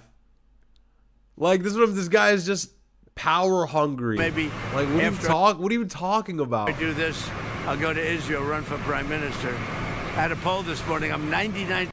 You're 99% approved in Israel. Yeah, that's a great look, huh? So that's good. But no, he's a wartime prime minister, and I just don't think they treat him well. Mr. President, what do you do? I think they have a president over there that treats him very poorly. You're on the same page with him on Iran? Yeah. Mr. President, what did you say the Yeah. U.S. president. I think I'd have 99% of the vote in Israel. Like, okay. Total flex here.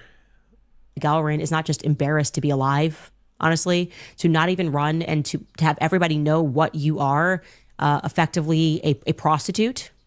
right? You're just a prostitute. You know that. You had no crowd. You had to have This is the guy who beat Massie. the camera zoomed in real close to your face so people couldn't see the no crowd that showed up, even to your victory party. Nobody was there.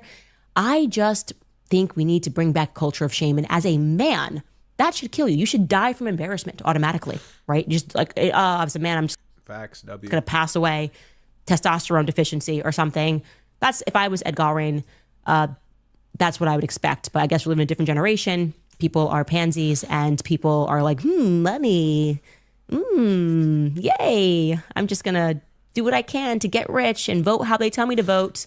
Yeah, you're a slave too, Ed. So just, you think you're one in the house. That's all that is. Sorry, guys, that was a little harsh. I am not being very nice today. Just. Yep, it's true. They're all bought out by the money. And I mean, the money overrides the moral compass. For them, that's all that matters. This guy's probably gotten millions of dollars. We know his campaign got millions. Of him, he's pocketed millions as well. So, yeah. Let's see, what else do we have? Okay, perfect. So we were able to get to everything. Currently, there's nothing that's really groundbreaking in Iran. Some stuff going on with Cuba and Venezuela as well. Obviously, John Ratcliffe was just in Cuba, the director of the CIA. But yeah, we'll do it tomorrow. We'll talk about Cuba tomorrow. I'm not going to lie, my throat is burning. Pause. I don't know why. This is a new symptom. It's probably from yapping. So, let's see. Let's see here. Hop off. Anything missing? Okay. All right, guys. So that's really the stream. That's the long and short of it. Oh, the Candace Hunter Biden thing? I saw a couple clips here. I had one bookmarked. I'll be honest, man. I tried to sit through it. It was a little hard. It was a little hard to sit through it. Maybe TikTok messed my brain up. I usually can sit through long form content, but like Hunter Biden is really just. I saw this get clipped up. So this here reads. Oh, I thought I had to sneeze. Hunter Biden tells Candace Owens that Israeli assets try to destroy Joe Biden. I'll give you this. I want you to look at the conspiracy. Go look up Gal Luft and Alexander Smirnov. They're the two principal individuals that made the only claim that people hung their hat in Congress and elsewhere as it relates to my dad and corruption, bribery and stuff like that. One of them is a fugitive from justice wanted by Interpol and the United States government, Gal Luft, who is a former IDF officer who is believed to be living in Israel as a fugitive, which the Israelis will not help us locate. And the other one is Alexander Smirnov, who is a known Israeli intelligence agent. Those are the two people who was in a prison in the United States, so serving 6 years, and they can't find him. Bureau of Prison can't find him in his prison, in the prison. He is on furlough, but no one knows where he's been furloughed to. The only passport that he has is an Israeli passport. There are forces that I used to say, oh, this is bullshit. I'll give you this. Wow, he was being very vague the whole interview, too. Finally, Candace pulled something out of him. That's crazy. Yeah, if you watch the interview, it was like he was just so... With this left versus right, Democrat versus Republican.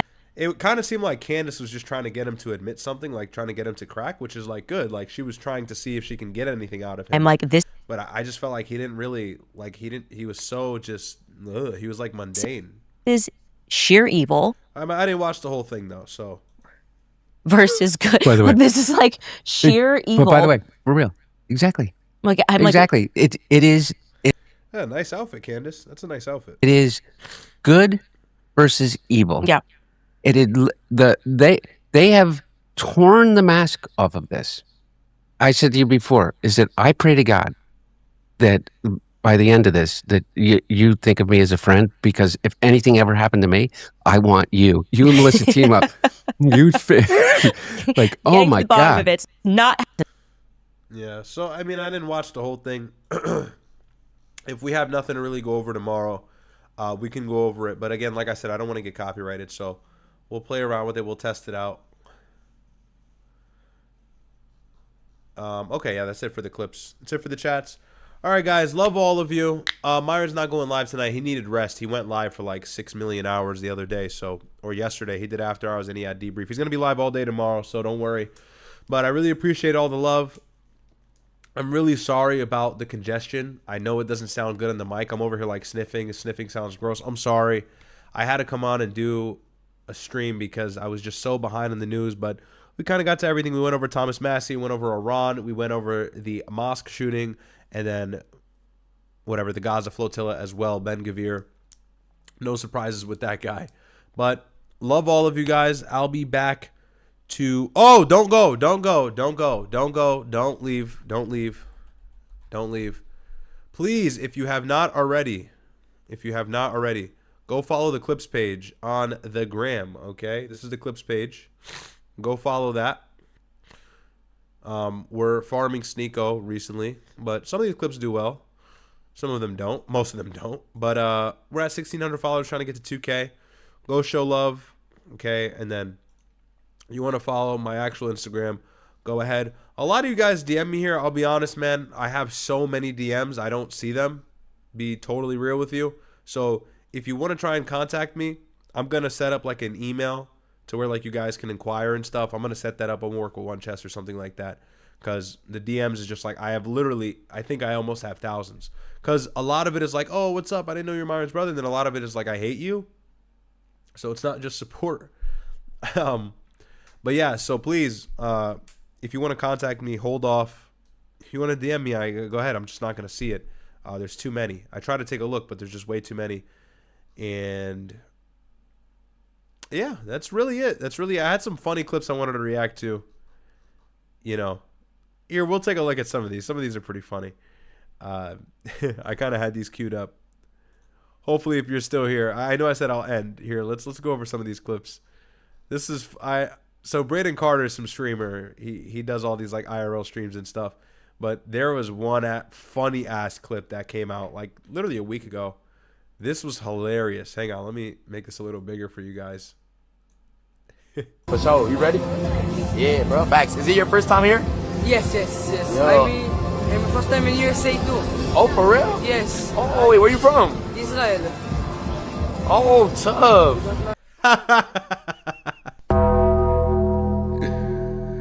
Yo, the media training kicked in. Israel? Huh? You don't love Israel? Oh, nah. I fuck with you. Wait. Do that for sure. You ready? He said, nah, I fuck with you. Yo, bro. Yeah, bro. Facts. Is it your first time? A good W. Braden. He knew exactly what to say. The funniest part, though, is like they all do this. Like Israelis do this. Like an Israeli will be like, I'm from Israel. And you'll be like, you'll have like a flinched reaction, and then you'll try to like pull it back so you don't offend them.